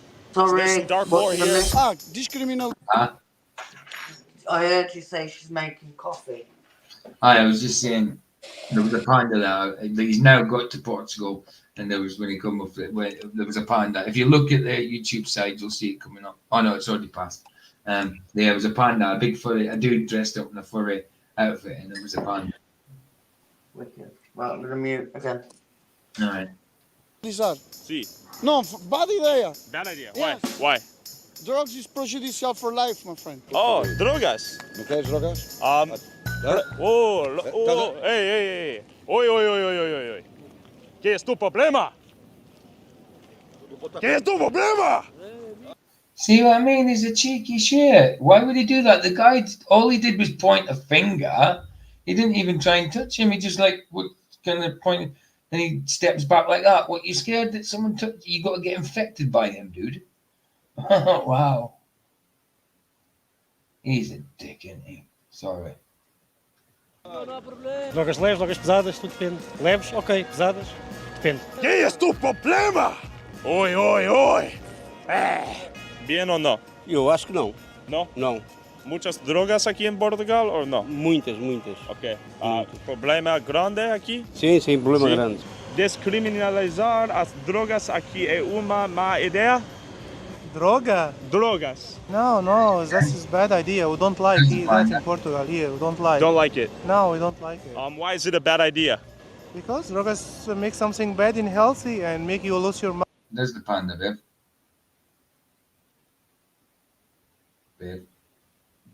Oh, there's the panda. That's what I just said to you. Mind. Okay. So that is bad for healthy, man. Eu acho que é uma má ideia. Acho que sim. Okay, gracias. Man, I wish we spoke Portuguese. I think it's a good idea, yeah. Yeah, more safe for the users and the public. Yeah, for everyone. Dude, Jeff, I've been through that before. People coming, actually wanting to pay me a $5 for my first for MP to go to their appointments at CGL or CDT or whatever it was at the time, or to go to court because they were on a court order and got tested every month. Yeah, I have had that as well, but it's all supervised now, and it can be you can tell the difference with temperatures and stuff like that. It's a lot more strictly monitored now. But I used to get out as well. I used to get out. People used to offer me money as well. Oh, I also used to get offered a hit for it. I'm like, you want my clean piss and you're offering me a hit. You numpty. Obviously, I would have had to pee first. Yeah. What do you think? Bien o no? Legales. ¿Sí? ¿Qué es la droga de prefiero en los streets? Cocaína branca e xaxi. ¿Qué es tu prefiero? Branca. Não, é uma boa ideia. Ok, bueno. Péssima ideia. Muito má ideia. Droga faz mal à saúde, nunca pode ser legalizada, certo? Oh, yo, there's our boy. Yo, mi amigo. There he is. He's climbing buildings now. To be fair, I've only seen the one guy who was climbing Buildings. That was a statue or a monument. I don't think that was a building. the tower earlier. Beyond that, tower. I haven't seen. Tower I've seen 2 people that are homeless on the streets. A massive, major tourist area. I think that'd be tough to find in the U.S. Muy mala idea. Acho que é uma má ideia. Sim? É uma ideia. Pô, a droga faz mal. Nós somos jovens e como jovens não podemos aderir à droga. Estraga a vida das pessoas. Porque dependendo da droga, pra mim faz muita diferença. As pessoas vão. He's wearing a Rangers top. I'm sure it says RFC. It's a Rangers top he's wearing. That's a Glasgow Rangers top, babe. I'd say so, yeah. No, it can't be. Can't be. It just looks like. No, it's not. It's only got 1 star there. It can't be. Rangers got 5 stars. 5? 4? 5. No, it's not. It just looks like it's actually C whatever. It's actually Portugal's on top, isn't it? That's what it is, probably. I don't know, but it's not Rangers. It just kind of looked like Rangers for a bit. It looks like that. It looked like their motif, but it's not. It's not. I got confused. I just see because I just looked up and seen the 1 star and like no, Rangers got 4 stars, 5 stars, I think. 5 stars. Vão viciar e pra mim droga não é bom em nenhum sentido, nem liberar nem não liberar. Do you think people should go to jail for using drugs out here? No. No. That's too harsh. Yeah. It should be legalized, let's say. I mean, why not? It doesn't endanger anyone, so why not? What about like fentanyl? That's very bad. That's very bad. That shouldn't be legal. Okay. That's very dangerous for... A little weed, pretty good. Yeah. ¿Qué drogas es mal? Cocaína, crack, heroína, LSD. It seemed like the broader public here was surprisingly somewhat mixed in their opinion of decriminalizing anything beyond what they called soft drugs like weed, while at the same time not quick to think that jail time was a solution for hard drug use or addiction. So I met up with Dr. João Goulão, National Drug Coordinator for Portugal, who's credited as the architect for Portugal's drug policy established in 2000 that controversially decriminalized drug use and provided harm reduction and a more health-based strategy and approach to drug addiction. Places like Oregon and Vancouver looked at the work Dr. João did here in Portugal as inspiration for decriminalizing drugs. But what led Dr. João to the conclusion that decriminalizing drugs would help? And did cities like Portland... 5 stars for Rangers. Just checking it to be sure. 5 stars. miss anything in translation along the way. And cities like Portland and the U.S. have modeled your guys' drug policy. You're the godfather of the drug policy a lot of people are following, right? I was part of a committee that was nominated by the government back in the 90s to build the first national strategy that included decriminalization, which is by far the most known component of that strategy. But I must say that our strategy is far much more than that. What was going on here in Portugal that led you guys to take some unprecedented measures? If you agree, I'll tell you a little bit of a story. The drugs problems in Portugal exploded later than in most European countries. We were dealing with a colonial war, and almost our young male population was sent there to serve as soldiers, mostly against their will. And a little bit like the Americans in Vietnam, drug use down there was tolerated or even incentivized. So most of those kids developed some habits of using substances. And they came back after the revolution. They brought, of course, their habits. So we had an explosion on experimentation. Heroin became very, very popular. So in just a matter of a decade, during the 80s, we had a huge number of people injecting. It was difficult to find a Portuguese family that had no problems related to drugs. We had a quite important number of overdoses, criminality as well. The way our society addressed those problems was mostly based in the idea that we were dealing with a health issue rather than a criminal one. We started by the end of the 80s, during the 90s, we developed... It's both health and criminal, definitely. A quite solid network of treatment centers to address and to offer treatment to all those in need, harm reduction responses as well, such as syringe and needle exchange, shelters, and decided to invite a group of people, a group of experts. We built a document, the first national strategy for the fight against drugs, that included some recommendations on the supply side, but mostly on the demand side. Prevention, treatment, harm reduction, reintegration of people. Everything based in the idea that we were dealing with a health issue, and accordingly we proposed the decriminalization of use. So the strategy is from 1999, the decriminalization was approved in 2000. Problematic user, an addicted person, you will probably be invited to join a treatment facility. The person will be evaluated by health personnel in order to identify the needs. Can they refuse? Yes, you can. Let's say I would say, like, I don't want any service, just let me do my drugs. What if I said that to the core? The commission will say, okay, do as you wish, but please do not come here for the same reason in the next. Because if you do, you will go to prison. Absolutely. But, yeah, I still don't see, it doesn't matter whether you legalize it or you don't, it's still going to be pushed out there by government anyway, you know.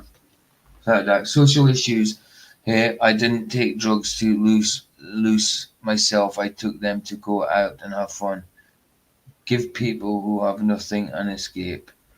What you gonna do? Well, exactly. Some people don't take drugs to hide stuff. I mean, most do. Some are just taking them for recreational uses. You know what I mean, or just to experiment, or just exactly an escape of something else, maybe just life in general. But it doesn't always have to be a problem. In the past, they've taken drugs. Some people are just curious about it. It could just be a social problem, or it could be a peer pressure thing. It could be anything. There's so many different reasons. But I mean, as much as it probably started off as these things, it then became a way of masking problems, and it still is. Is amongst other things, amongst a lot of other things. Let's say 6 months, 1 year. What if I did? We'll have to apply you some kind of penalty. Problematic users, for addicted people, the penalty is never a fine.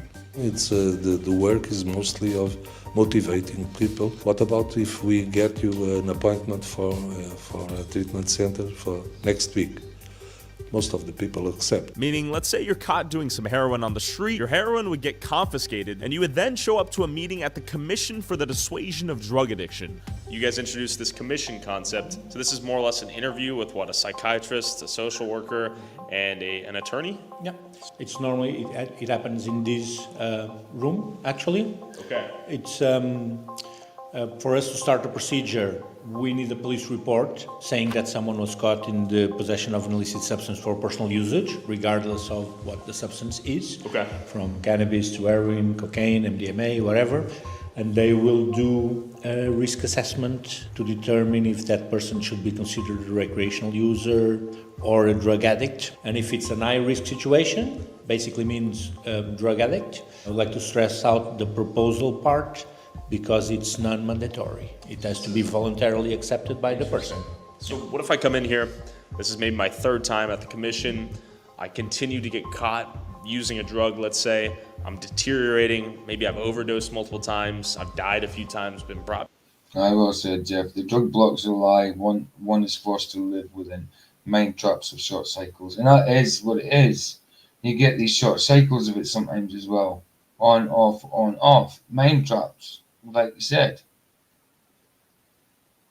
Because some people are forced to live in these situations. Back with some Narcan, and I said, I don't want any of your help, leave me alone. What is your guys' next step? Well, in those cases, we can apply sanctions, and normally in that particular case, although the cases are individually assessed and individually decided. So it's my understanding a lot of these people agree to help in some form, right? What percentage would you say agree to some form of rehabilitation or assistance getting back to their feet if it's a serious problem?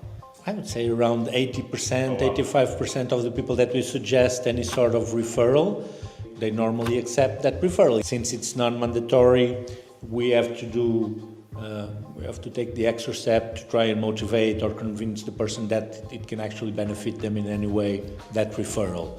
Decriminalizing only solves one problem, which is the criminal record problem. But as a diversion scheme... That's it. Decriminalisation only solves that. You just don't get arrested for it. But I don't think legalising has got to do anything either. He's got to slap a load of bloody tax on it. And you still got to have a black market.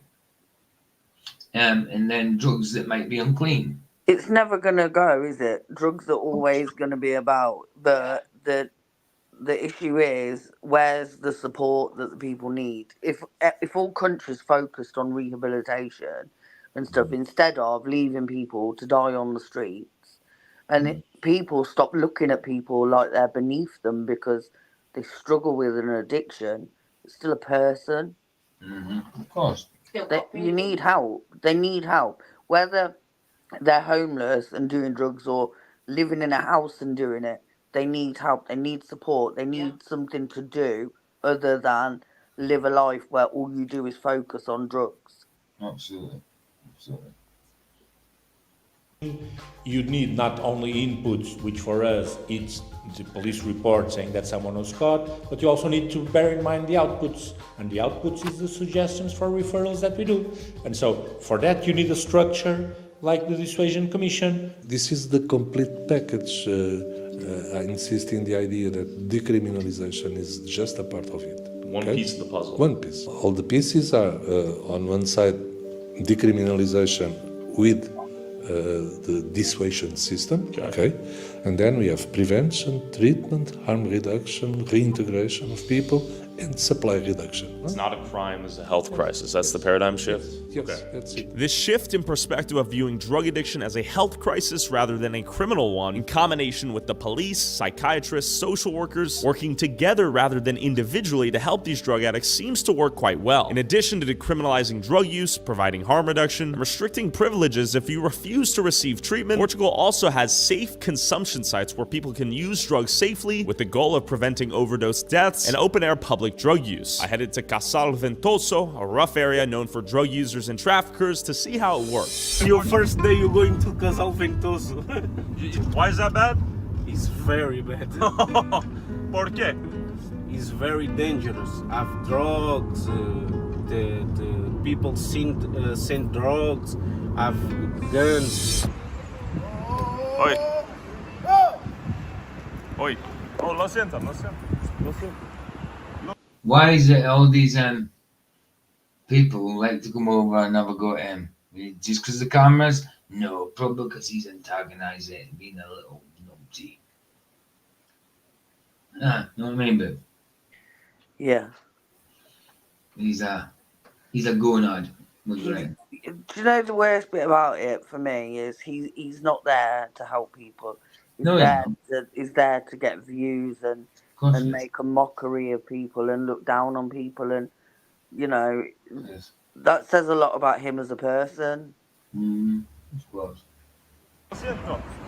Video por mi familia. And we're at a consumption site right here. Yes. Let's check it out. We test substance in partnership with another association named the Cosmic Care. Okay. They come here, and the clients that want to know what they are using have the chance to check the drugs.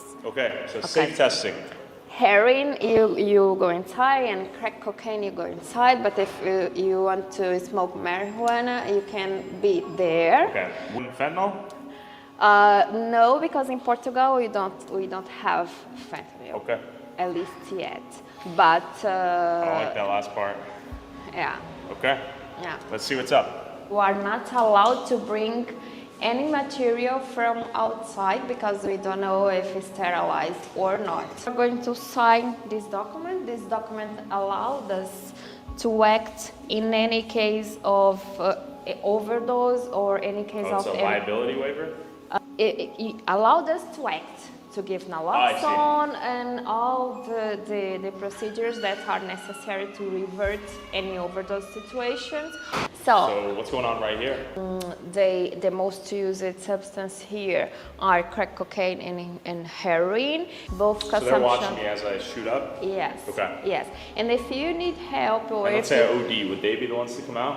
Yes. Okay. Yeah. Avoid any kinds of emergency situations, overdose, deaths by overdose. I don't know why this came to my head, but Richard Pryor, the comedian, black comedian, he used to be a crackhead, cocaine, all that kind of stuff.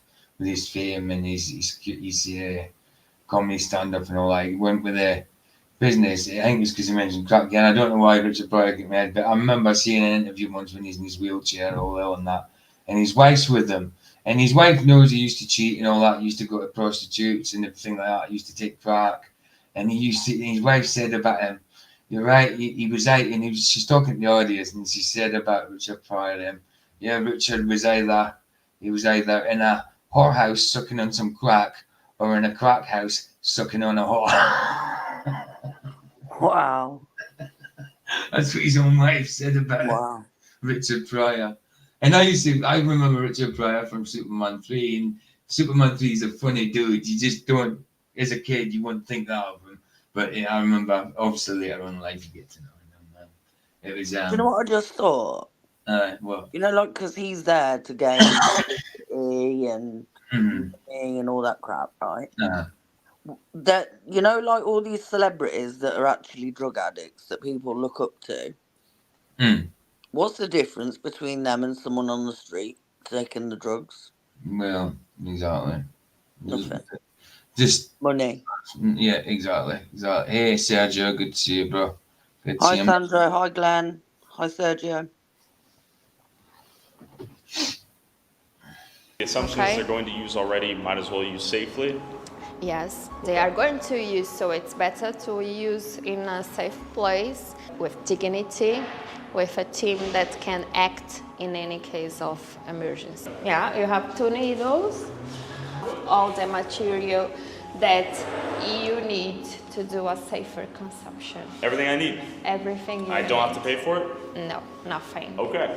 For example, if they are going to use an amount that is higher than they used to. Okay, Dislaw, no problem, man. See you later, Disc. Glenn, I hope you're okay. Me too, man. Still praying for you, dude. Yeah.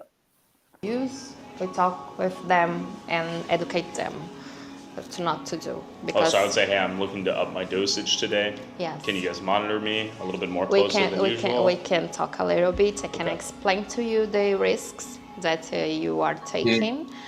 And I'm using brown, like the brown heroin. Yeah. we are prepared to act. He's an educator. Oh, I see. Yeah. Okay. And he's a nurse. Hi. So you guys go in there when, let's say, someone's ODing. Would you come out of this room and see what's going on?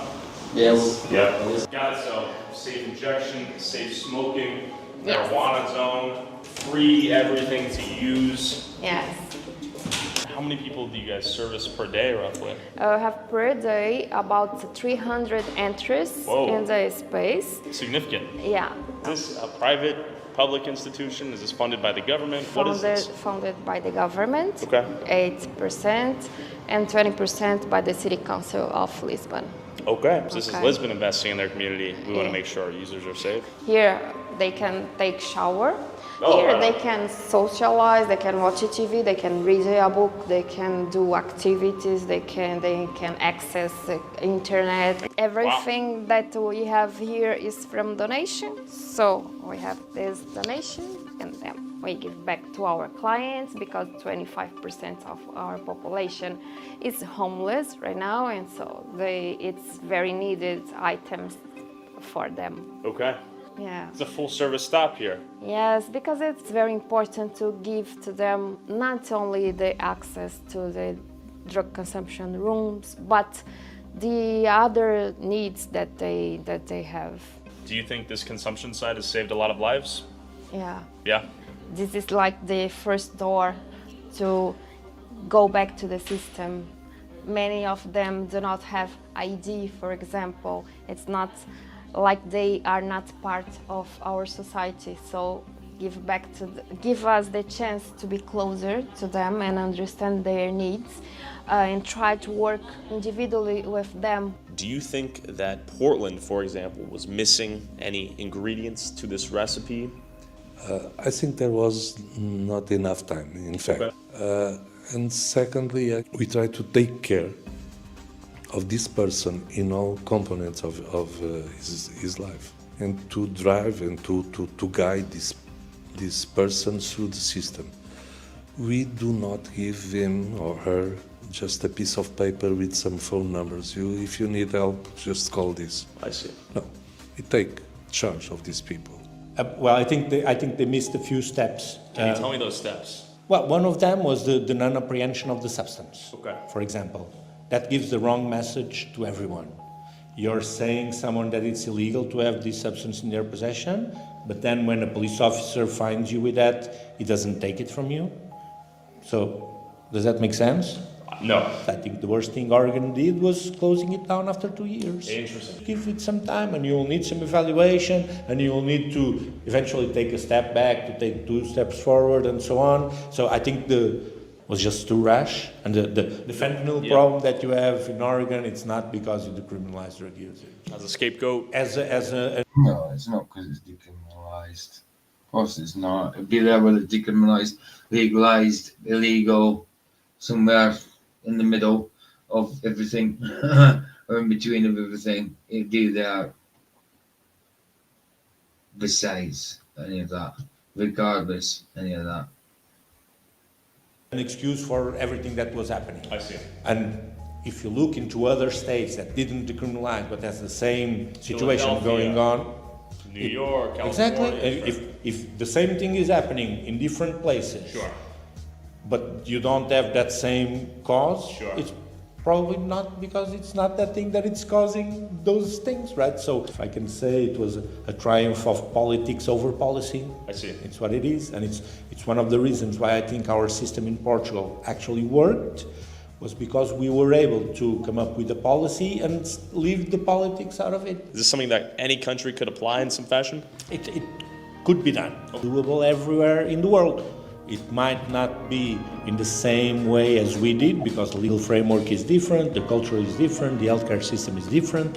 So you might have to adapt things, but it's doable anywhere in the world. Okay. Oh, that's where it ended. Just like that. Just okay. And that's where it ended. Wow.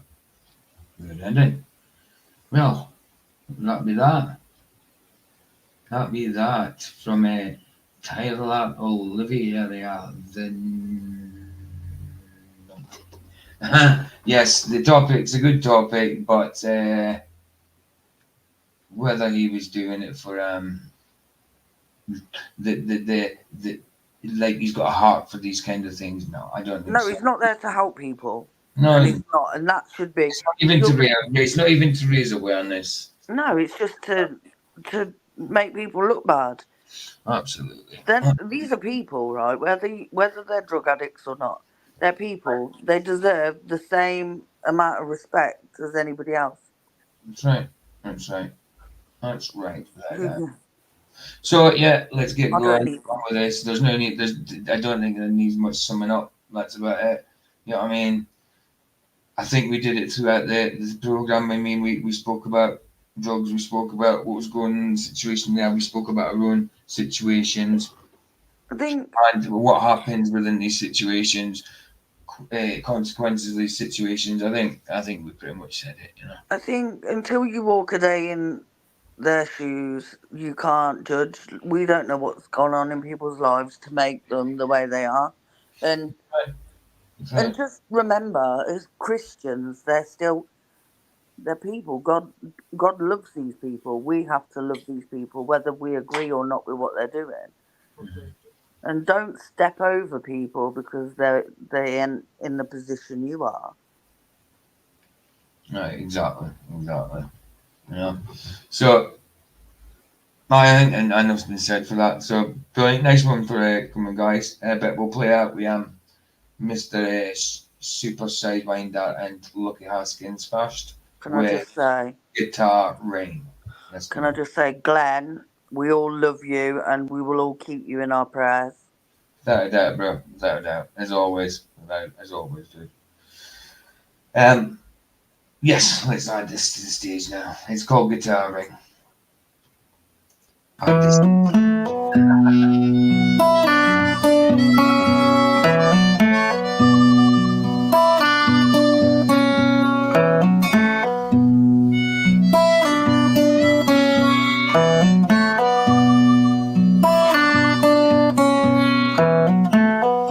My friends have all been swallowed by the machine. Promises of life will steal their dreams. And so I stand alone, my microphone still on. And 6 old strings ring out the same song. It's a song of sadness. Can't you hear what I sing?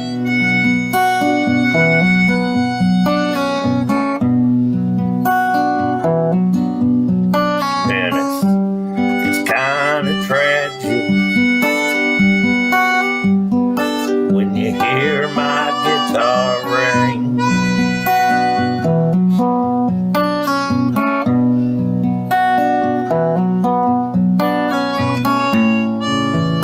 Can't you hear my guitar ring?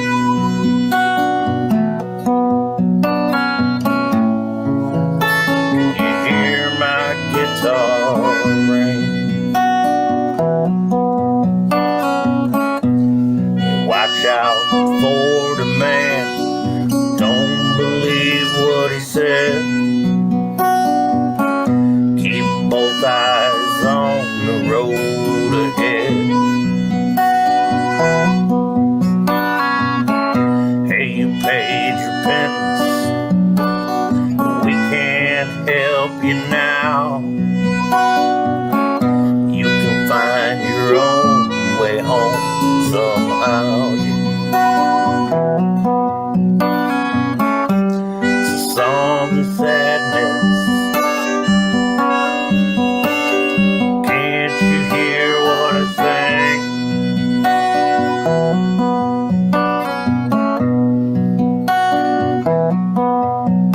And it's kind of tragic when you hear my guitar ring.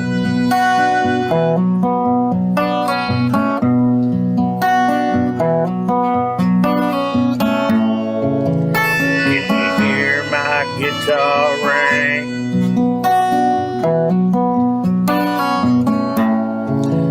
Can you hear my guitar ring? It's common law now. Been with her so long, and she's all I saw all along.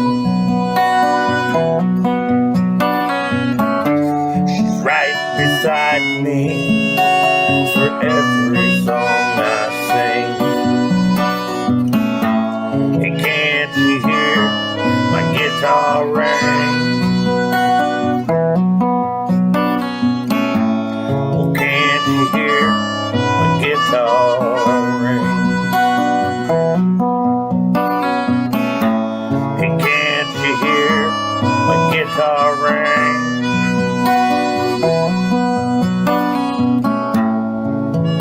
Can you see my guitar ring?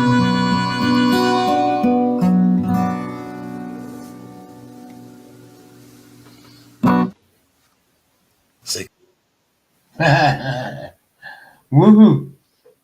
Lucky Haskins, Mr. Super Sidewinder, and Lucky Haskins, my guitar ring.